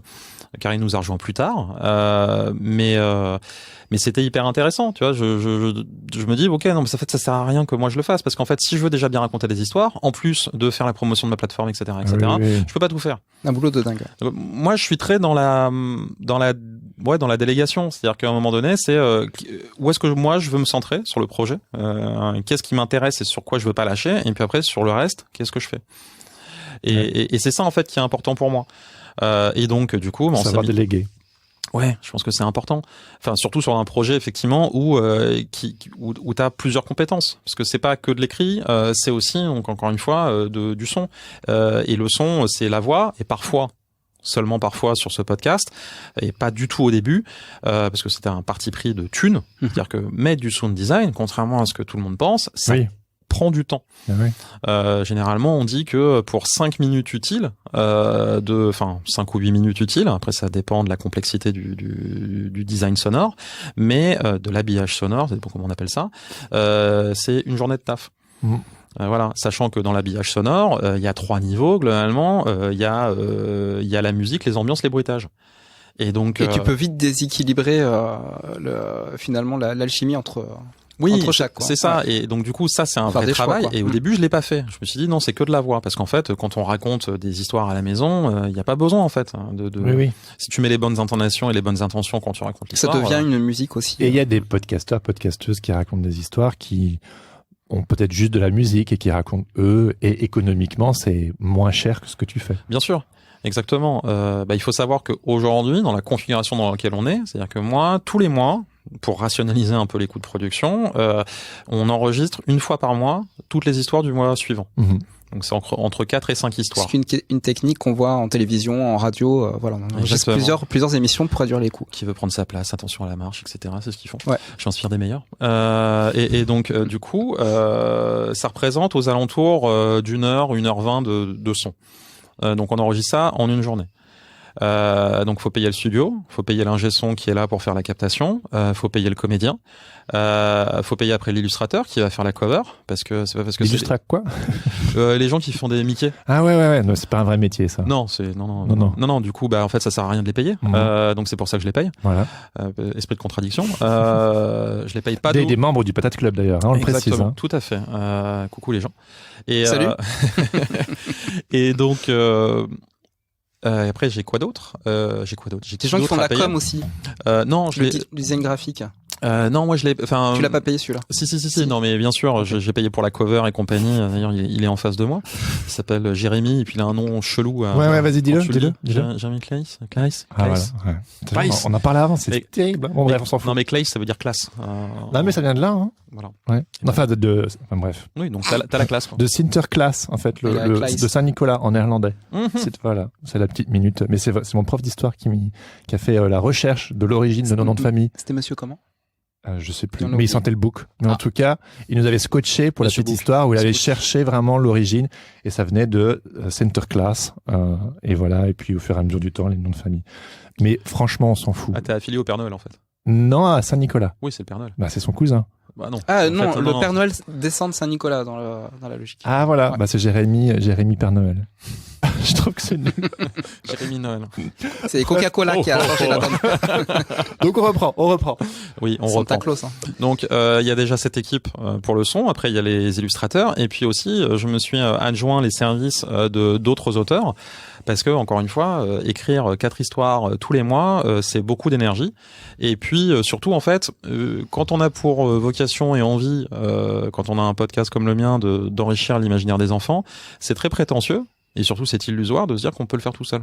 Et donc, ça ouvre à d'autres imaginaires, ça ouvre à d'autres manières de raconter, etc. Au début, ce que je disais, et Thomas, s'il écoute, Thomas Le Petit Corps avec qui je travaille, et puis Cécile Rubin aussi, je travaille vraiment régulièrement avec eux. Je pense que ça doit les faire marrer. Parce qu'effectivement, au début, j'essayais de donner un cadre sur des typologies d'histoire et une espèce je leur disais, parce que je leur faisais beaucoup de retours, vraiment beaucoup de retours. Oui, tu m'avais dit genre sur une feuille tu peux mettre 100 retours. C'est sur une histoire. Donc une histoire ça représente 2000, 3000 mots, donc ça fait 4, 6 pages, ça dépend 7 pages, ça dépend le nombre de dialogues, etc. Tu leur envoyais 20 pages? Non, parce que c'est sur Google Doc, donc en fait c'est le nombre de commentaires et généralement ils faisaient des syncopes. Mais au début c'était beaucoup sur les mots et il y avait beaucoup trop de styles, donc en fait c'était des retours d'auteurs et après en fait je leur faisais plus des retours qui étaient effectivement des retours sur la structure en disant là en fait je trouve que ça marche moins, donc plus des retours d'éditeurs. Donc j'ai beaucoup grandi aussi là-dessus. Et en fait c'est ça qui est intéressant dans ce travail collaboratif, c'est-à-dire que et même sur Arnaud au début et Karine quand ils lisaient les textes, surtout Arnaud, il me faisait beaucoup de retours. Dans ces phrases-là, ça marche pas, ce texte-là, ce bloc de texte-là que t'as fait, il me faisait sauter des paragraphes entiers en me disant ça sert à rien. Il faut accepter le franc-parler dans ce genre de mais en fait c'est vu que moi en fait je suis franc, c'est du leadership hein. Ouais, mais c'est aussi à un moment donné, moi je suis quelqu'un d'assez franc et assez direct et parfois maladroit. Et donc en fait, j'essaie de l'être de moins en moins. Mais du coup, en fait, je suis obligé d'accepter que les gens me fassent des retours directs. Voilà. Et puis ça marche bien. Et comme ça, au moins, il n'y a pas d'équivoque. Et quand, par exemple, Arnaud me virait, parce qu'en fait, c'est ça qui est violent sur Google Doc, hein, c'est un paragraphe entier raturé. Ouais. Donc du coup, tu te dis, mais tu sais, parfois il faisait pas forcément de remarques. Moi, j'avais l'habitude avec Thomas et Cécile de tout commenter. C'est juste mauvais. Il le vire sans expliquer. Lui, parce qu'il a pas le temps et c'est tout à fait normal. Ouais, c'est ça. Et en fait. Après, je l'appelais pour essayer d'avoir un débrief et qu'il m'explique. Et je dis mais non, mais fais chier avec ça. Et en fait, il avait raison. Ça servait à rien. J'avais fait un paragraphe ou une phrase qui, pour me faire plaisir, et c'était nul pour l'histoire. C'était très bien pour l'ego. Fallait enlever le gras, quoi. Ouais, et voilà. Et donc, du coup, au fur et à mesure, et c'est ça aussi qui est intéressant dans le faire. Et faire te permet, parce que les cours et la théorie, c'est bien, mais la pratique, il n'y a rien de mieux. En tout cas, pour l'écriture. On apprend en faisant. Je peux vraiment parler pour moi.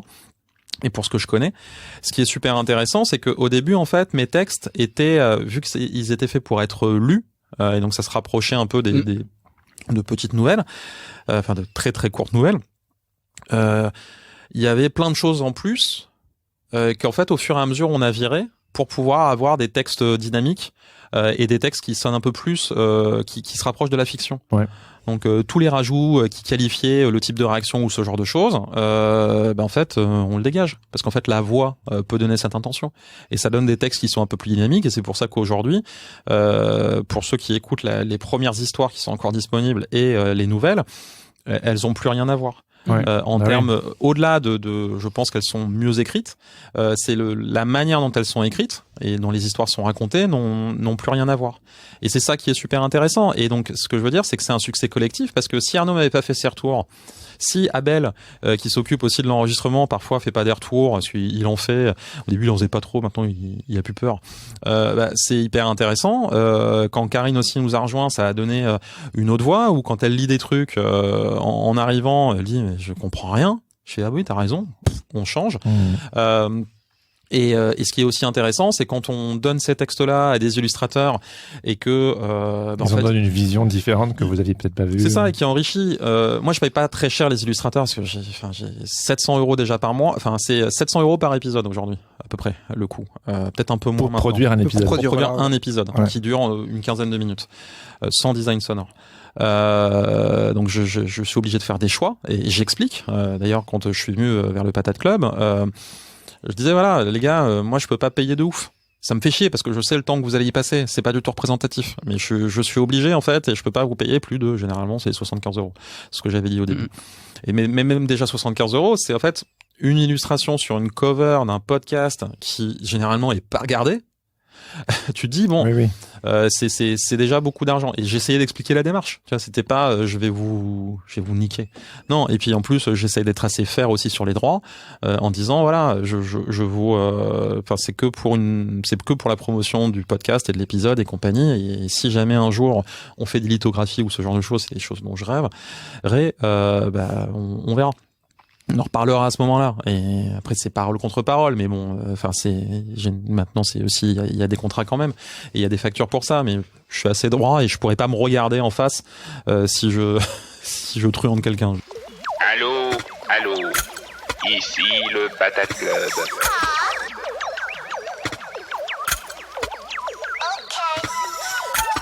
Et nous interrompons quelques secondes cet épisode, car si vous êtes encore là, ça veut probablement dire que cet épisode vous plaît. Et si c'est le cas, pourquoi ne pas venir en discuter sur le Discord Sens Créatif, qui est gratuit et ouvert à tous. Vous pouvez aussi soutenir financièrement le podcast en vous abonnant sur Patreon. Ça nous aiderait énormément, et ainsi vous deviendriez membre du Patate Club, histoire d'accéder à des tonnes de bonus. Pour en savoir plus, cliquez sur le lien présent dans la description de l'épisode ou attendez la fin. Un ou une membre du Patate Club vous expliquera tout. Allez, retour à l'épisode. Et si on est illustrateur, illustratrice, auteur, autrice, est-ce qu'on peut te contacter pour te proposer participation? Aujourd'hui, sur les illustrateurs, j'ai ce qu'il faut sur les 6 prochains mois. J'ai des collabs et je veux continuer en fait on en parlera des collabs. Ouais, sur les textes en fait, pourquoi pas. Ça m'intéresse. Même si mon programme sur les 6 prochains mois, même les 8 prochains mois, il est bouclé dans ma tête. Voilà, mais t'es prêt à recevoir des manuscrits et lire quoi. Oui, si. Mais après, en fait, il faudrait que j'ouvre une page et que j'explique. À une époque, je le faisais, mais pour l'instant, en fait, il y a des problématiques de contrat, de droit, etc. Et en fait, j'ai déjà ma petite. En fait, moi, j'aime bien être dans une espèce de confort, pas de la routine, mais de dire, ok, j'ai mon équipe, je sais à qui je peux faire confiance. C'est des gens qui me comprennent, qui acceptent en fait. On s'est trouvé et on sait pourquoi est-ce qu'on bosse ensemble. Oui, t'as pas de raison de mettre ça à mal, quoi. Enfin, non, c'est surtout aujourd'hui, j'ai une énergie qui est limitée. Et en fait, m'ouvrir à d'autres gens.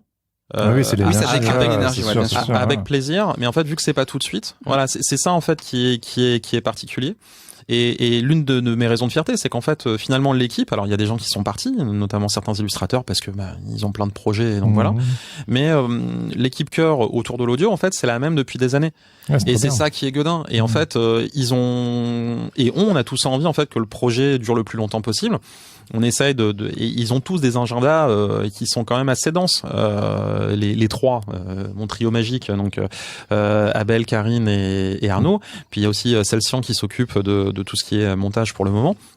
Et voilà, ils sont là. Ou même Léa qui s'occupe du design sonore, elle a un agenda pareil, assez intense, mais on trouve toujours des solutions et elle trouve toujours des solutions et c'est godin. Et c'est ça en fait qui me rend fier au global, c'est moins les chiffres. Alors bien évidemment c'est super cool. Là, ça justifie le fait qu'il y a une équipe et que ça tourne et voilà. Oui voilà. Après aller chercher l'argent c'est compliqué. Ouais. Mais justement j'aimerais bien aller dans cette direction là, compliquée. T'en touchais un mot un tout petit peu tout à l'heure en parlant de reconnaissance, mais je me souviens d'une conversation qu'on a eue par le passé où tu disais qu'il y avait plein de personnes qui ont des rêves et que tu leur demandais genre oui mais qu'est-ce que tu fais pour? Je fais ci, je fais ça. Genre non mais est-ce que t'as travaillé pour? est-ce que tu as fait des sacrifices pour y arriver, et que pour qu'un projet arrive, pour qu'un projet fonctionne, il faut faire des sacrifices. Et du coup, j'avais envie de te demander, c'est quoi les sacrifices que tu as fait pour ce projet? Beaucoup de temps. J'ai été très très égoïste. C'est-à-dire que j'ai passé beaucoup de temps avec moi-même, des week-ends, des semaines entières, des vacances que j'aurais dû passer avec les enfants, que j'ai passé sur le projet. L'été dernier, je suis pas parti en vacances avec eux. Tes enfants qui sont tes premiers lecteurs? Pas vraiment mes premiers lecteurs. Non, ni l'un ni l'autre maintenant aujourd'hui. Mais au début c'était le cas. Au début, ils lisaient un petit peu, mais c'était pas tant que ça. En fait, j'ai du mal à vouloir trop les embarquer là-dedans. Parce que en fait ça pourrait hein.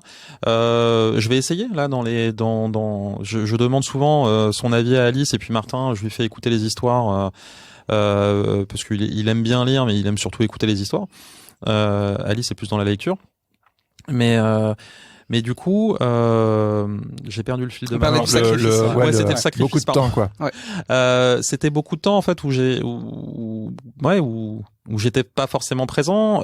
J'ai franchi des lignes rouges moi de fatigue assez importante. Mais en fait, c'était une question de faut que je devienne meilleur, faut que je m'améliore. Donc en fait, je prenais des projets qui étaient beaucoup trop gros pour moi. Ouais. Quand je me lance en 2019 dans la rédaction d'un calendrier de l'Avent, d'une histoire calendrier de l'Avent polyphonique, donc avec plusieurs personnages qui vont devenir des narrateurs différents et compagnie, etc. Et donc créer une histoire de 24 épisodes avec 5 chapitres, donc avec des narrateurs différents. De 3 minutes, ouais. Donc avec des cliffhangers, alors que j'avais jamais fait ça de ma vie. Tu te dis, est-ce que je vais y arriver? Ouais, bien sûr. Et au final, l'histoire, quand je l'écoute, j'en suis super content. Aujourd'hui, avec mon regard, je me dis, c'est dommage parce qu'en fait, j'ai réussi un personnage sur les 5, de mon point de vue. Parce qu'il est bien caractérisé, on comprend tout. Il y en a 2 qui sont vraiment très faibles. D'ailleurs, il y en a que 4. Oui, c'est ça, il y en a que 4, il n'y en a pas 5. Le 5e, c'est le méchant. Mais donc sur les personnages principaux, il y en a 2 qui sont... Il y en a 2 qui ont des missions claires, il y en a une qui est réellement bien caractérisée. Et en fait, si je devais la réécrire, je la réécrirais probablement un peu différemment. Et c'est pas grave, tu l'as fait. Oui, je l'ai fait. Et en fait, ce qui est génial, c'est j'en suis sorti. Enfin, j'ai l'impression, c'est Dragon Ball. Hein, c'est ce qui tue pas te rend plus fort. C'est pas du tout de Toriyama, mais je veux dire, c'est ça. C'est les Super Saiyans, ils crèvent pas et du coup, ils deviennent plus forts après. Ouais. En fait, je franchis cette étape. J'avais jamais écrit de série. J'avais jamais fait un truc long parce que là, en fait, je me disais, là, je peux. Fait. Voilà. Et au début, tu vois, peut-être un blocage que je me faisais, c'est je me dis, je ne peux faire que des petites choses. Je commence. Donc en fait, je vais faire du court. Je suis incapable de faire du long et de me projeter. Pourquoi? Parce que j'ai pas de structure, machin, tout ça et compagnie. Et puis ça me paraissait beaucoup trop grand. Et écrire des petites histoires, ça m'allait. Donc mes histoires, au début, elles faisaient entre 7 et 10 minutes. Maintenant, elles en font le double. Voire, pour notamment un de mes héros, mon héros principal que j'adore, qui s'appelle Zélie, que j'ai co-créé, enfin qu'on a co-créé avec les enfants, qui est une espionne en fait, qui résout des mystères. Et en fait, ce qui est assez gueudin, c'est que maintenant en fait, je suis incapable d'écrire des histoires qui sont cadrées dans mon qui font 12 minutes. Généralement, font plutôt 15 ou 20 minutes les histoires de Zélie. Ah oui. Parce que je veux développer des choses, parce que je veux m'amuser avec, etc. Ouais. etc. Donc du coup, t'as vraiment été dans le dur. T'as crafté. Ouais. Tu visais des petits trucs. T'as fait des sacrifices. T'as passé beaucoup d'heures, etc. Et puis après, au final, maintenant, t'es à l'aise de faire des trucs plus longs. Oui, c'est ça. Et puis, je suis aussi content des histoires, content de ma progression. Je vois tout ce que je dois encore améliorer. Et c'est ça qui est super intéressant. Moi, je kiffe en fait quand je lis un bouquin, de me dire, punaise, mais c'est pour ça en fait que je suis pas content de mes histoires dans le fond. C'est pour ça en fait que là j'ai compris un truc avec Zélie. Je suis en train aussi de développer un jeu en ce moment pour apprendre aux enfants à écrire des histoires. Je vais bientôt le tester et tout. Je suis trop excité de faire ça. J'ai aussi ultra flippé. Mais du coup, ce qui est super cool, c'est qu'en fait, en écrivant ma méta, je me fais mais finesse, mais t'as pas du tout fait ça en fait pour ce héros. Donc du coup, c'est pour ça que ça marche pas.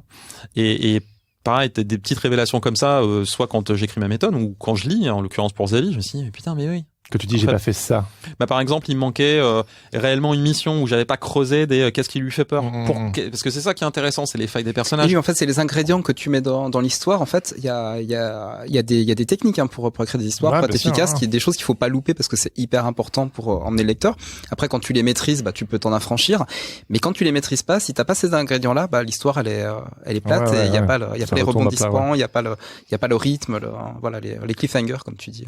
Ouais, et puis enfin c'est ça prend en faisant les péripéties, ça, etc. Mais c'est surtout en fait quand tu crées parce que les ingrédients en fait finalement tu peux les avoir assez vite, mais après c'est comment avoir des bons ingrédients, des ingrédients de qualité. Et les ingrédients de qualité, il faut les creuser. Et c'est ça qui est super intéressant. Donc je continue à un autre point en fait et point de bascule hyper important, et c'est pour ça que ma vie est quand même folle, vraiment. J'ai une étoile, un truc, je sais pas. Enfin, il y a un truc en tout cas qui se passe plutôt bien. Lui aussi, il a une étoile. On en parlait. En termes d'alignement, c'est plutôt pas mal. C'est que le Covid a été fou pour moi, puisque je suis passé de 100 000 à 1,5 million d'écoutes. Les gens étaient coincés chez eux avec leurs enfants, donc bon. Ouais, puis j'avais partagé aussi une liste de contenus gratuits, la liste ultime pour occuper les enfants avec des contenus gratuits. Voilà, et donc ça a eu une aura incroyable, mais surtout en fait du coup ça plus ma série folle, mon calendrier de l'Avent. Septembre, en fait, il y a Cybelle, qui est une plateforme de fiction et de contenu audio, en fait, pas que de fiction, m'appelle pour me dire coucou, on aimerait bien que tu écrives une histoire, un calendrier de l'Avent, que tu nous fasses un calendrier de l'Avent pour nous. J'avais jamais produit pour un tiers, j'avais rapidement produit quelque chose pour Paradiso, pour Amazon pendant le Covid, pour Audible en l'occurrence, c'était pas pour Amazon, mais j'avais jamais produit un truc aussi ambitieux. Et là, tu leur as dit oui sans problème. Non, j'ai dit faudra avoir le budget parce que ça va demander quand même de l'argent, tu vois. Parce que en fait, là, c'était 24 épisodes de 5 minutes avec une exigence et une attente en termes de design sonore et d'ambiance sonore qui n'avait rien à voir avec ce que j'avais fait sur mon calendrier avant, puisque c'était juste des tapis qu'on avait fait. Ou des nappes, tu vois, donc c'était des tout petits trucs, il y avait pas forcément il y avait pas de bruitage, et là il fallait du bruitage, il fallait de la musique, il fallait des ambiances. J'avais jamais fait ça, et puis surtout en fait j'avais jamais transmis mes textes à quelqu'un, je l'avais fait une fois pour Paradiso, mais c'était dans un contexte spécial, donc il y avait pas beaucoup de retours.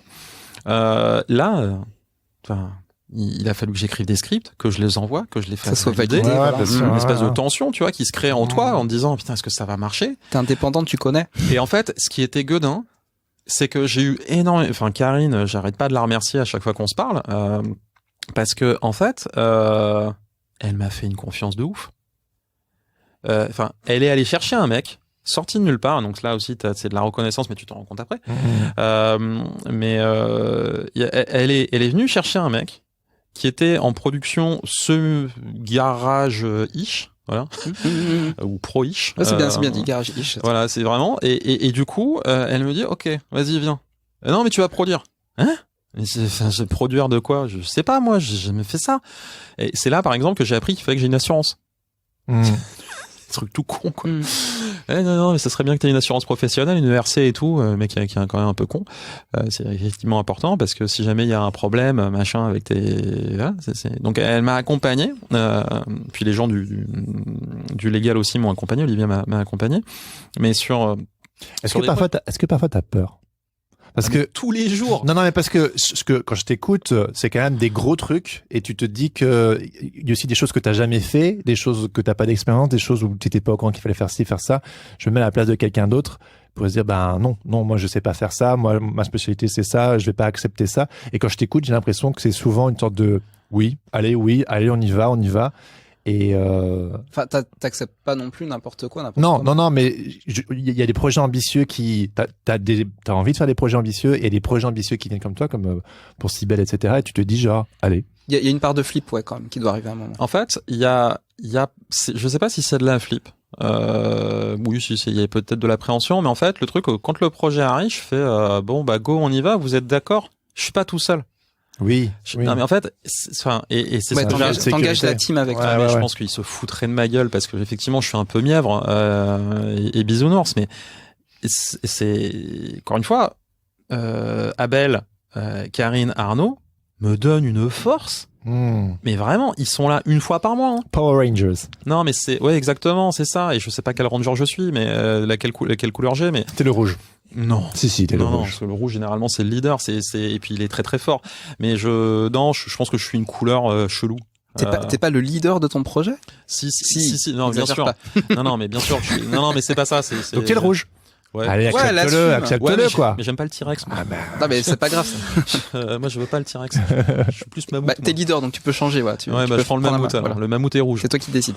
Normalement, c'est Ranger Noir qui a le mammouth. Tant pis pour lui. Mais du coup, hop là, pardon. Je me suis pris le pied dans le fil. Il me donne beaucoup de force. Et en fait, s'ils sont partants, que je sais qu'ils seront dispo, en fait, je sais que ça va bien se passer. Ça résout une partie du problème. Hein. Et en fait, je peux pas avoir peur. Après, j'ai de l'appréhension. C'est est-ce que je vais réussir? Est-ce que je vais être à la hauteur? Est-ce que ça va marcher? Bon, travail, gars. Et je suis mort, mais à peu près tous les jours en écrivant cette série. Parce que, donc encore une fois, beaucoup de chance parce que d'abord on écrit un pitch, elles sont d'accord, elles valident, youpi.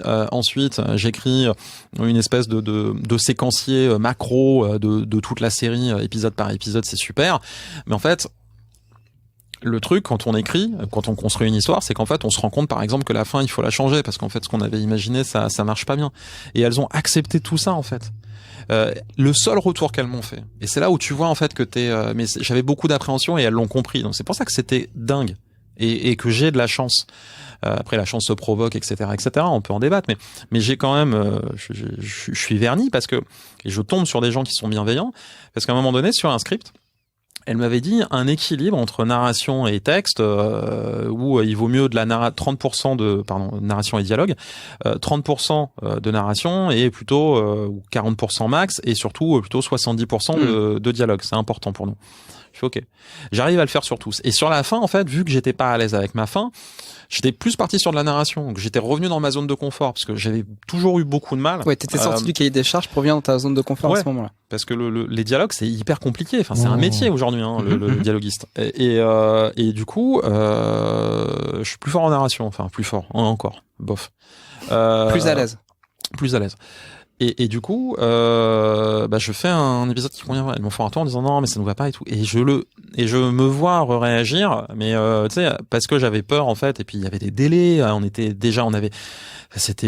Et je me disais, mais en fait, je suis tellement lessivé et j'étais au 18e jour d'écriture et non-stop avec des amplitudes au secours.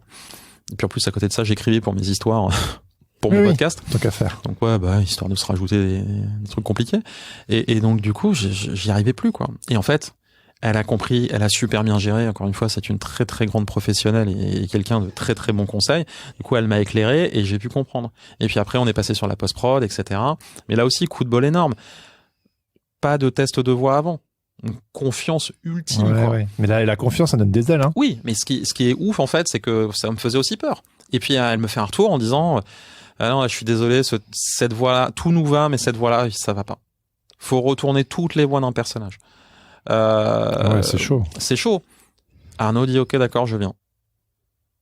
Mais enfin, et donc en fait, quand on a une équipe comme ça, tu peux compter sur cœur pour. Non, mais c'est mais vraiment, enfin, c'est même plus que ça. C'est des gens qui sont exceptionnels et c'est ouf.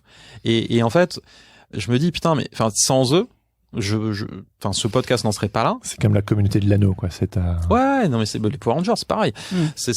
Mais vraiment, et c'est des gens. C'est grâce à eux aujourd'hui que le podcast en est là et que en tant qu'auteur, parce que là, je parle en tant que producteur, mais en tant qu'auteur, que j'ai réussi. C'est aussi grâce à moi. Je taffe, j'y vais, j'ai peur de rien, j'essaye de m'améliorer, j'ai envie. Il y a pas une semaine où j'écris pas. Mais par contre, il y a plusieurs jours où je fais des pauses parce qu'en fait, il faut pas que j'écrive. J'ai mes sas de décompression c'est ça aussi qui est compliqué. C'est une des raisons pour lesquelles moi j'ai arrêté d'écrire autant d'histoires parce que d'un point de vue imagination, ça va. C'est surtout en fait que je me suis rendu compte que globalement, pour écrire une histoire de 15 minutes, il me faut 2 jours à peu près, une journée et demie maintenant. Mais en fait, j'ai compris aussi qu'après avoir écrit une histoire, quelle qu'elle soit, je suis obligé d'avoir un sas de décompression. Bah oui. Mais en fait, je m'en suis pas rendu compte tout de suite. Je disais je peux enchaîner. Non, en fait, je peux pas. Je suis obligé en fait pendant 2 jours de rien faire. Et ton sas, c'est 2 jours, hein, c'est ça?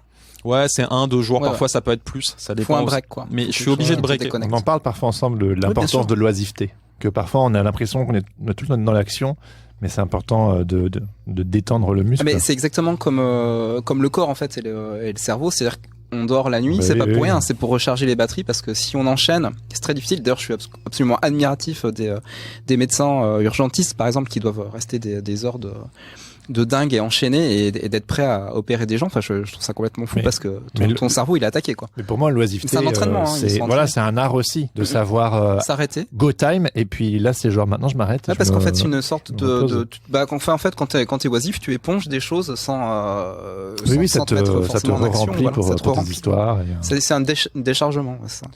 Ouais, et moi c'est vraiment cette j'ai compris ça, mais c'est au fur et à mesure. Au début je me mettais un peu de pression en disant et là en fait j'ai compris non mais en fait écris pas, ou sinon là ce que j'essaye de faire un peu plus, c'est d'essayer de réellement de me rediscipliner pour être capable en fait d'envoyer des histoires assez vite et assez fort. C'est-à-dire que je vais d'abord, je remplis mes fiches en fait, les fiches de mes méthodes, je les remplis rapidement parce que je peux le faire un peu plus rapidement maintenant. Et puis après, je me mets à construire mon histoire, justement avec les fameuses fiches, les fameux ingrédients, etc. C'est pas pour vous le prévendre, hein, vous inquiétez pas les auditeurs et les auditrices. C'est ton atelier d'écriture. C'est ça. Ouais. C'est et puis même mon jeu, quoi. C'est-à-dire qu'en fait cette méthode-là, en fait, elle est hyper utile parce qu'elle me fait gagner du temps. Et elle va m'en faire gagner de plus en plus. Et d'ailleurs, je vais avoir en 2022, je vais avoir 2 grosses séries. Ouais. Une série cet été qui va être la 3e saison de ma série estivale qui s'appelle Un été incroyable. Et puis je vais essayer en octobre, novembre, de publier une autre histoire sur un nouvel univers que je n'arrivais pas à craquer. Et en fait, je vais essayer. Là aussi, pareil. Excitation maximale. Alors je suis pas excité, mais par contre c'est un vrai gros défi. Et si j'arrive à faire avec Un été incroyable et mon autre série ce que je veux faire, putain, je serais très content j'aurais franchi une nouvelle marche. Alors j'avais envie d'aborder un sujet là justement. Tu me parles de t'adresser aux enfants, et on sait tous qu'en fait les histoires, les histoires façonnent l'histoire de l'humanité.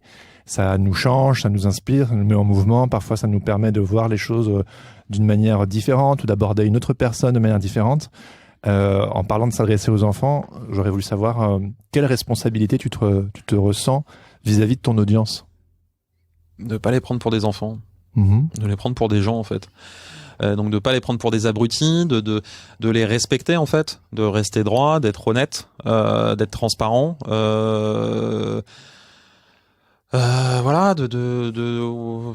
Quelque part, tu les as aussi amenés dans la team, puisque tu les fais participer aux histoires comme Zélie. Ouais. Donc c'est aussi une partie de la team. Ouais. Dans ton public. En fait, oui, tout à fait. Mais là, ce que je dois à mon audience, il y a tellement de gens qui t'écoutent, tellement d'enfants qui t'écoutent, ça doit parfois, je sais pas, mettre la pression ou... Non, jamais. Non, okay. Non, vraiment pas, parce qu'en fait, moi, je me concentre sur mes histoires et bien évidemment, j'ai envie qu'il y ait de plus en plus d'enfants qui m'écoutent. Et pourquoi, en fait? C'est pas que pour me nourrir, c'est que moi, aujourd'hui, je suis dans une logique de survie financière. Et donc, à un moment donné, j'ai besoin de trouver ce point d'équilibre. Donc est-ce que c'est plus d'enfants? Je sais pas en fait. Est-ce que c'est essayer de voir comment avec mon audience aujourd'hui déjà et mon public, je peux réussir à construire un écosystème financier qui fera que toutes les personnes avec lesquelles je collabore sont justement rémunérées et que moi, à un moment donné, je puisse gagner aussi un peu de thunes parce que je fais pas ça pour l'argent.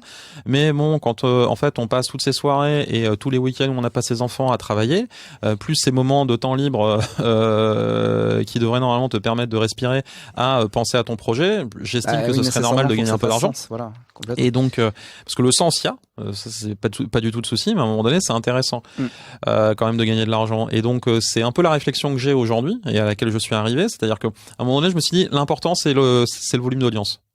Non. En fait, pas dans mon secteur en plus parce que je suis dans la jeunesse. C'est de honorer ton audience. Oui, enfants. Et puis c'est d'essayer de construire quelque chose avec eux. Donc c'est à la fois d'où les séries. C'est voilà les séries que je veux essayer de créer. Et excuse-moi, juste parce que c'est un sujet que j'aimerais creuser. Vas-y. La balle que je t'ai envoyée juste avant, c'était aussi quel engagement pour les petites histoires par rapport au sujet de société ou par exemple à l'actualité un peu morose de ces dernières années, vu qu'il y a toutes ces petites oreilles qui écoutent les petites histoires. Je suis décorrélé de l'actualité. C'est-à-dire que j'ai pas parlé du coronavirus. Non mais alors, ce que tu parlais de l'actualité. En fait, je pense que c'est inconscient. C'est-à-dire que oui, j'ai envie de parler du respect des autres. Oui, j'ai envie de parler de l'importance de la bienveillance. Oui, j'ai envie d'expliquer aux enfants que résoudre un conflit ne se fait pas que par la violence. Bon, parfois, quand un méchant est un vrai gros méchant, peut-être qu'il peut disparaître. Et il faut qu'il paye pour ses crimes. Alors, ça veut pas dire forcément en mourant. Peut-être qu'il est envoyé aux oubliettes ou ce genre de choses. Mais voilà, pour moi, c'est ça en fait qui est le plus important. Je suis là pour divertir. Et il faut que je divertisse. Effectivement, c'est pour ça que je disais au début, et c'est vraiment ma réponse première, c'est ce que je dois à mes auditeurs aujourd'hui et mes auditrices, et d'ailleurs que ce soit les parents ou les enfants, c'est du respect. C'est du respect, de la transparence. Et après, effectivement, en termes de valeurs, c'est vraiment inconscient. J'ai pas de message. J'ai pas l'impression d'avoir un message principal à faire passer.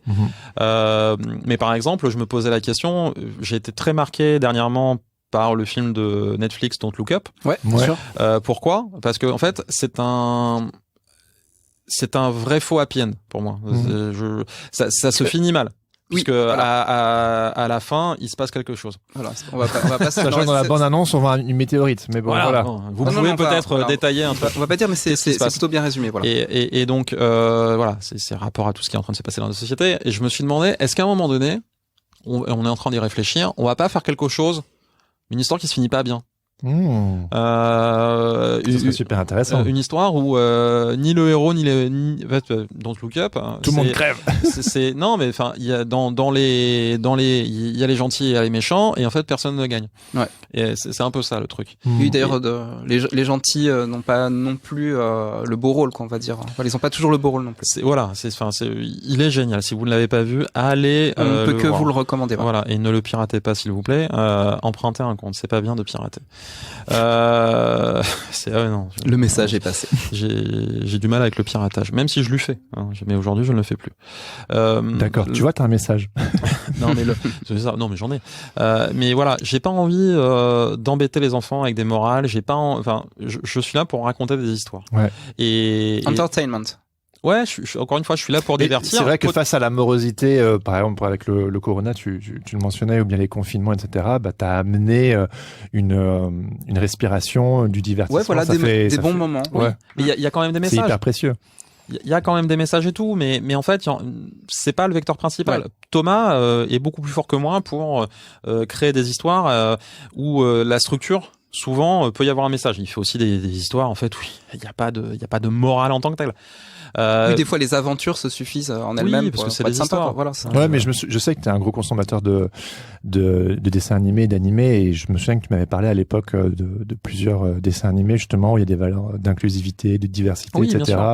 Et c'est pas la morale de l'histoire, mais ça fait partie intégrante de l'histoire, et c'est juste une évidence, quoi. C'est ça. Steven Universe, qui est aussi un monument. C'est un tatouage de. Exactement. Il y a ça, et c'est pour ça qu'il est si puissant, ce dessin animé. J'aimerais bien, en fait, c'est juste que je me pose pas ces questions, et je pense qu'effectivement aller vers plus d'inclusion, d'inclusivité et compagnie, etc., parler de plein de thèmes différents. Le problème, c'est que j'ai pas une série, j'ai plein d'histoires, mais on a fait une série sur la transidentité, une histoire sur la transidentité, parce qu'on a reçu c'est quelle histoire? Ça s'appelle Tata Clara. Okay. Elle s'appelle Tata Clara. Sur les petites histoires, hein. Ouais, tout à fait. Qui a été écrite par Cécile, parce qu'on a reçu un témoignage d'une maman qui nous expliquait en fait que traiter de cette thématique-là, c'est pas encore, on trouve pas beaucoup de choses. Et si on pouvait faire une histoire là-dessus, ça aurait pu l'intéresser. Donc on a essayé de faire une histoire qui, à mon sens, est pas mal, mais aurait pu être beaucoup mieux. Et tant mieux, tu vois, c'est parce qu'on l'a produite, on l'a écoutée, et puis après, voilà, on l'écoute et on se dit, ah putain, peut-être qu'on aurait pu améliorer tel truc et tel truc. Ça veut pas dire pour autant qu'on va la refaire tout de suite. Mais voilà, c'est ça en fait qui est important. Moi, je suis pas drivé par un message, je suis plus drivé par les histoires. Je ne dis pas qu'il faut pas transmettre de messages et de valeurs dans les histoires. Encore une fois, il y a mes valeurs, il y a des trucs auxquels je crois. Mais c'est plus, je me pose beaucoup plus la question, notamment sur Un été incroyable, où je veux parler d'un truc. Et en fait, c'est ça qui est intéressant, c'est de te dire, quand tu veux créer des histoires, ça va parler de quoi vraiment dans le fond. Voilà. Et en fait, c'est ça qui va intéresser demain des prods, des éditeurs. C'est-à-dire, ok, ils parlent de quoi? Et c'est hyper intéressant. J'avais parlé donc de ma série d'octobre où je disais ça va parler des cauchemars. Et j'ai parlé à une éditrice de cette histoire. Elle m'a dit, c'est pas du tout de ça dont tu vas parler en fait. C'est faux. C'est pas ça. Tu vas parler des peurs. Ah ouais. C'est vrai. C'est pas la même chose. Oui. Ça angle un tout petit peu différemment. Ouais. Et donc et en fait, et puis dans le fond, elle a raison dans son analyse. Donc c'est hyper intéressant. Voilà, je sais de quoi. Mais aujourd'hui, dans les productions, on va dire mensuelles des petites histoires, c'est pas du tout ma manière de faire. Ouais, bien sûr. Ouais. Et quand je demande là, il y a 2 nouvelles autrices qui vont revenir, c'est Sibylline et Véro en 2022, et Véro Cazot. Elles vont revenir. Je sais qu'elles vont pas me présenter les histoires en disant je parlais de telle valeur ou ce genre de choses. Véro un peu plus, mais Sibylline, quand elle m'a présenté son histoire, elle m'a dit voilà, tu me demandais une histoire légère parce que c'est ce que je voulais, c'est Sibylline, mon Dieu, c'est formidable. C'est la passion de l'histoire, de l'art de raconter des histoires plus que la morale. C'est pas la fin justifie les moyens, c'est tu respectes ton craft, l'art de raconter des histoires avant tout. C'est ça. Mais après, Sibylline aussi, elle est très forte aussi elle a fait un nombre incroyable de BD, et dont une BD que j'adore, le trop grand vide d'Alphonse Tabouret, pardon. Le trop grand vide d'Alphonse Tabouret, et qui est magnifique. Enfin, le nombre de messages qu'il y a dedans, enfin, c'est même le message général qui est véhiculé est incroyable. Donc ça veut pas dire encore une fois ou Véro ou encore une fois Thomas et puis tant d'autres gens ils savent écrire ils savent de quoi ils vont parler probablement plus que moi souvent c'est dire non mais je vais raconter l'histoire d'une enfant qui va être une apprentie espionne, voilà. Et puis tu développes. Mais après, et en fait c'est ça qui est intéressant, et quand j'expliquais j'ai réalisé à quel point en fait c'était intéressant de se poser des questions et d'autres questions sur les personnages et certains ingrédients ou sur ce qu'on voulait faire, parce que ça donne encore plus de fond. Et moi c'est ma mission en fait sur 2022, je veux créer des histoires qui ont du fond, et j'ambitionne à mon échelle personnelle, donc c'est une toute petite échelle, de faire vraiment une histoire qui va délivrer un message assez fort sur un état incroyable, et sur aussi le fond de même si ça va surtout être une saga épique avec beaucoup de blagues, enfin j'espère, sur mon histoire d'automne. On a hâte de découvrir ça. Ouais, complètement. Nous, on aurait une petite demande aussi à te formuler. En fait, il y a un nouvel ingrédient dans cette saison 4. Ouais. C'est la question perdue d'avance. La question perdue d'avance, d'accord. Voilà. Est-elle perdue d'avance? Voilà, on va voir. Mathieu, Laurent et moi, on aimerait savoir si on pouvait participer à un enregistrement des petites histoires. Prêter notre voix. C'est un truc qui peut tout à fait se faire. Cool. Je prépare déjà mes meilleures voix. Voilà, il est très très bon. Je peux faire les méchants. Cool. Non mais ce serait hyper cool. Voilà. Faut qu'on s'organise ça, mais je pense que c'est tout à fait jouable. Trop cool. Super canon. Voilà. Merci Mathieu. Et pour terminer, on a notre fameuse boîte à boxon. Et oui, la boîte à boxon, il faut la sortir. Elle est là, elle approche. Elle est là, elle est belle. Elle avance vers Mathieu parce que oui, aujourd'hui on n'est pas filmé, on est juste en audio. Et Mathieu, je te présente la boîte à boxon. La boîte à boxon, c'est une boîte qui s'ouvre. C'est une boîte qui s'ouvre, et dedans, il y a des petites questions. Chaque invité de Sens Créatif tire une de ces fameuses questions. Il y a des questions qui portent sur la créativité, des questions qui portent sur la transcendance, et des questions qui portent sur le chaos. Donc tu vas tirer une petite carte. Il y en a 21 au départ, et à chaque fois, elles disparaissent pour toujours. Elle t'appartient. Et voilà, la question est tirée. Et c'est une question de quelle couleur? Sens Créatif. C'est vrai. Donc il faut l'ouvrir. Ah oui. Et il y a une petite pastille vert. C'est une pastille verte. Regarde, c'est la transcendance. Laurent, il me fait rire à chaque fois. Qu'est-ce qui te donne de l'espoir? Eh ben c'est génial. C'est une belle note de fin, ça. En 2022, qu'est-ce qui te donne de l'espoir? Elle est tombée à pic. Raconteur d'histoire, donne-le. Qu'est-ce qui... Ah putain, c'est vraiment une question compliquée. Peut-être pas en fait. Moi, ce qui me donne de l'espoir, c'est mes gosses et mes enfants, pardon, mes mouflets et mes nains. Ouais, il y en a plein. Et qui, en fait, ont une vraie grosse ouverture d'esprit et j'ai l'impression que au demeurant de tout ce qui est TikTok et compagnie, de toute la manière dont on peut les traiter, je sais pas, il y a plein de solutions qui peuvent venir d'eux parce qu'ils sont beaucoup plus intelligents que nous sur plein de choses, beaucoup plus ouverts. Après, il faut qu'on les guide sur plein de choses. Mais voilà, c'est ça qui me donne de l'espoir. Je me dis que tout n'est pas tout perdu, même si franchement l'horizon il est pas ouf. Ouais, en fait, c'est eux qui me donnent de l'espoir et qui me donnent envie d'avancer en fait dans la bonne direction et de rien lâcher en fait. Parce que pour moi c'est ça, c'est ça l'espoir. Enfin peut-être je trouve qu'il y a une notion aussi dans l'espoir qui est un peu chelou, c'est que en fait t'espères que quelque chose se fasse, bah non en fait fais-le. Juste fais-le. Pour moi c'est et donc si effectivement on veut pas se retrouver dans un monde un peu pourri, bah il y a plein de petites choses à faire. Et ouais non En vrai c'est une boucle dans le sens où tu dis c'est tes enfants qui te donnent de l'espoir et tu crées des histoires pour les enfants qui sont la prochaine génération et qui c'est un cercle vertueux. Tu investis les enfants et c'est eux qui te donnent de l'espoir. Ouais.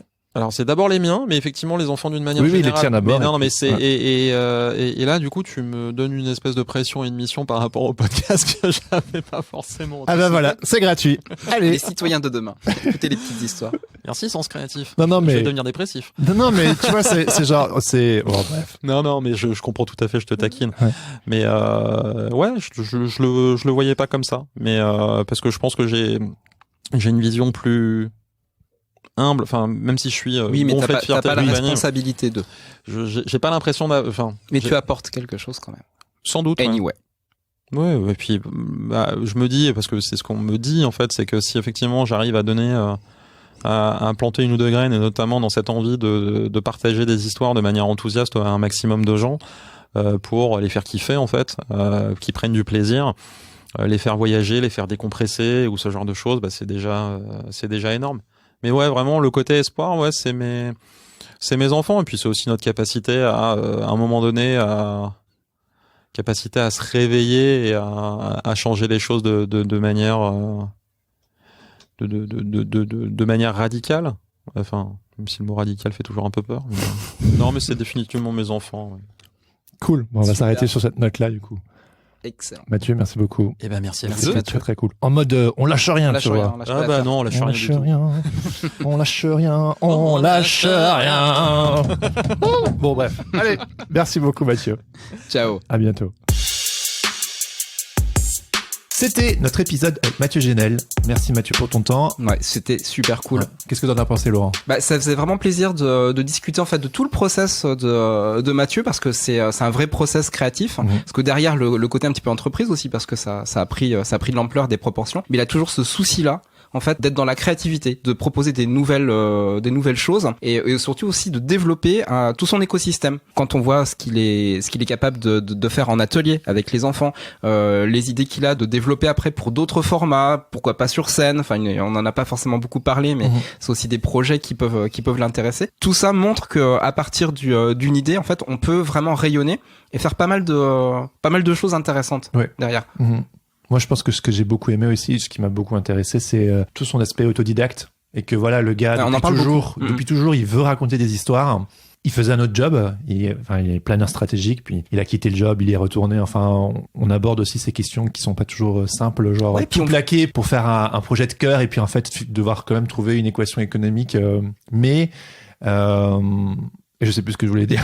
Bah, en tout cas, ce qu'on peut voir aussi, c'est que quand tu es autodidacte, en fait, il y a plein de manières de te former. T'es pas obligé de faire une manière comme tout le monde. Oui. Et on voit que c'est le cas avec Mathieu, notamment, qui déteste lire des livres de développement personnel. C'est pas son kiff du tout. Il les a, mais c'est pas son kiff. Du coup, il s'est trouvé une autre manière en fait de se former, en allant regarder notamment des masterclass sur internet, en allant suivre des formations en présentiel notamment. Donc du coup c'est toutes des choses en fait, si on se donne les moyens, même en partant de rien, on peut y arriver quoi.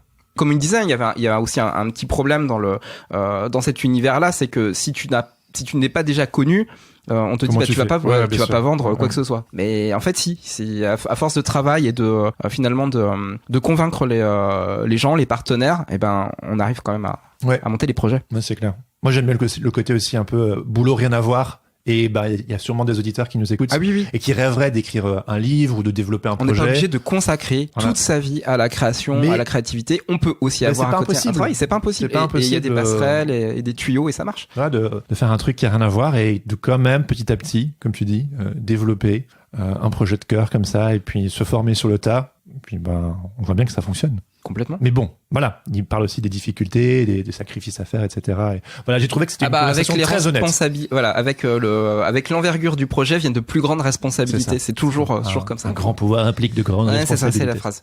Bon, ok. Bon, en tout cas, on espère que ça vous a plu, que ça a attisé votre curiosité si vous ne connaissez pas encore le podcast. Si ce n'est pas encore le cas, allez écouter les petites histoires sur Spotify, sur Apple Podcasts, sur Deezer. Ouais, vous faites écouter vos enfants aussi. Oui, c'est vrai, c'est majoritairement pour vos enfants. Mais franchement, les histoires sont hyper classe. Ouais, ma favorite, c'est sur le spécial Halloween. Je me souviens plus du titre, mais le sound design, il est incroyable et voilà, j'ai mentionné mon épisode préféré. Super. Voilà. Et maintenant, il est temps d'écouter le témoignage de Quentin Laville, tiens donc, qui aimerait vous dire 2 mots au sujet du Patreon et du Patate Club. Salut, je suis Quentin Laville, je suis illustrateur et animateur, et je suis une patate, une bonne grosse patate. Si tu trouves que c'est bizarre de dire ça, peut-être que tu connais pas encore le Patate Club. Le Patate Club, c'est quoi ? C'est la communauté des gens qui soutiennent financièrement Sens Créatif. Ça permet donc d'encourager et de récompenser le super travail et la passion de Jérémy et Laurent, mais c'est pas tout. Ça te donne accès à plein d'avantages, et notamment l'accès au Discord Sens Créatif. C'est un lieu de rencontre et d'échange d'une grande tribu de créatifs comme toi. Auprès d'eux, tu pourras trouver des conseils, des bons plans, participer à des ateliers, trouver du soutien, du réconfort, de l'émulation, des collaborations, peut-être des réponses à tes questions, peut-être même des questions à tes réponses. Bref, toute une ribambelle d'outils pour avancer dans ta quête de créatif. Moi par exemple, en plus d'ouvrir mon horizon et de me faire découvrir plein de choses, ça m'a énormément aidé quand je me suis lancé dans l'aventure d'illustrateur freelance. C'est grâce au Patate Club notamment que j'ai fait la connaissance de Mathieu Genel, dont vous venez d'écouter l'épisode, et avec qui j'ai le bonheur de collaborer régulièrement depuis. J'y ai fait plein de belles rencontres, en ligne mais aussi en vrai, et j'ai même eu la chance de participer à ma première exposition avec le collectif Patate justement. Bref, si le podcast Sens Créatif te parle, le Patate Club ça te parlera, j'en suis sûr. Les participations débutent à 5€ par mois, et pour en savoir plus, tu peux visiter le tout nouveau site patateclub.com. Et pour rejoindre le Patate Club et soutenir Sens Créatif, rendez-vous sur patreon.com/senscreatifpodcast ou clique sur les liens dans les notes de cet épisode. À bientôt, bisous. Si cet épisode vous a plu, n'hésitez pas à le partager avec vos amis, notamment les personnes qui aiment l'écriture ou peut-être le podcasting. C'est des sujets qui nous intéressent. N'hésitez pas aussi à nous mettre 5 étoiles sur Apple Podcast et à nous laisser un petit commentaire sympa. Ça fait toujours plaisir et ça permet à Sens Créatif de monter dans les charts. Et puis vous pouvez également nous suivre sur Instagram évidemment et sur YouTube, Sens Créatif Podcast. Vous pouvez également vous abonner à la newsletter. Parce que tu fais ça bien. Merci. C'est pas simple de toujours suivre le rythme. Non, c'est un petit peu. Non, j'avoue, le rythme est pas évident pour faire une newsletter parce en tout cas moi personnellement, quand je fais la newsletter, j'y mets toutes mes tripes. J'essaye de livrer vraiment mon ressenti du moment. Et des fois, en fait, quand on est compressé par le temps, tout simplement, c'est difficile en fait de trouver cette plage là pour le faire. Mais quand je le fais, et la prochaine arrive bientôt, je m'y mets à fond. Ouais. On a oublié de préciser que c'est une newsletter. Alors évidemment, il y a les nouvelles de l'écosystème Sens Créatif, les nouveaux épisodes, etc. Mais tu développes le boxon créatif, notamment, qu'on retrouve dans les épisodes hors série. Exactement. Donc si l'épisode du boxon créatif qu'on vous réinvite à écouter, qui est sorti la semaine dernière, vous a plu, si ce genre de thème vous intéresse, abonnez-vous à la newsletter. Et puis n'hésitez pas à me donner vos retours sur le Discord, évidemment. C'est la substantifique moelle de toute ta réflexion que tu développes à l'écrit, et c'est passionnant. Si des choses qui ont été dites dans cet épisode ont titillé votre curiosité et que vous aimeriez savoir c'était quoi ce truc là encore de ce dont vous avez parlé à la 61e minute, eh bien toutes les notes de cet épisode sont à retrouver sur le site senscreatif.fr. N'hésitez pas à aller jeter un petit coup d'œil. Faut aussi mentionner qu'on a un nouveau site internet, pas senscreatif.fr, mais on a le patateclub.com et qui défonce. Et donc si le Patate Club vous intéresse, allez jeter un œil. Allez jeter un œil à la page. Il y a tout expliqué. Tout est expliqué. c'est beau, il y a des petites animations, ça, voilà. Et on remercie évidemment Adrien Guy pour l'habillage sonore de ce podcast. Vous pouvez retrouver toutes ses compos sur Adrien Guy Musique. Alors sur ce, on vous donne rendez-vous dans 2 semaines pour un nouvel épisode avec Valérie Cussaguet et Rosanne Sanson des éditions Les Fourmis Rouges. J'ai un très beau souvenir de cette interview. Je pense que c'est un épisode qui va être vraiment très attendu. Oui, si le sujet de l'édition et de l'illustration vous intéresse, c'est pour vous. En attendant, restez créatifs et surtout n'oubliez pas, everything is connected. Bye bye.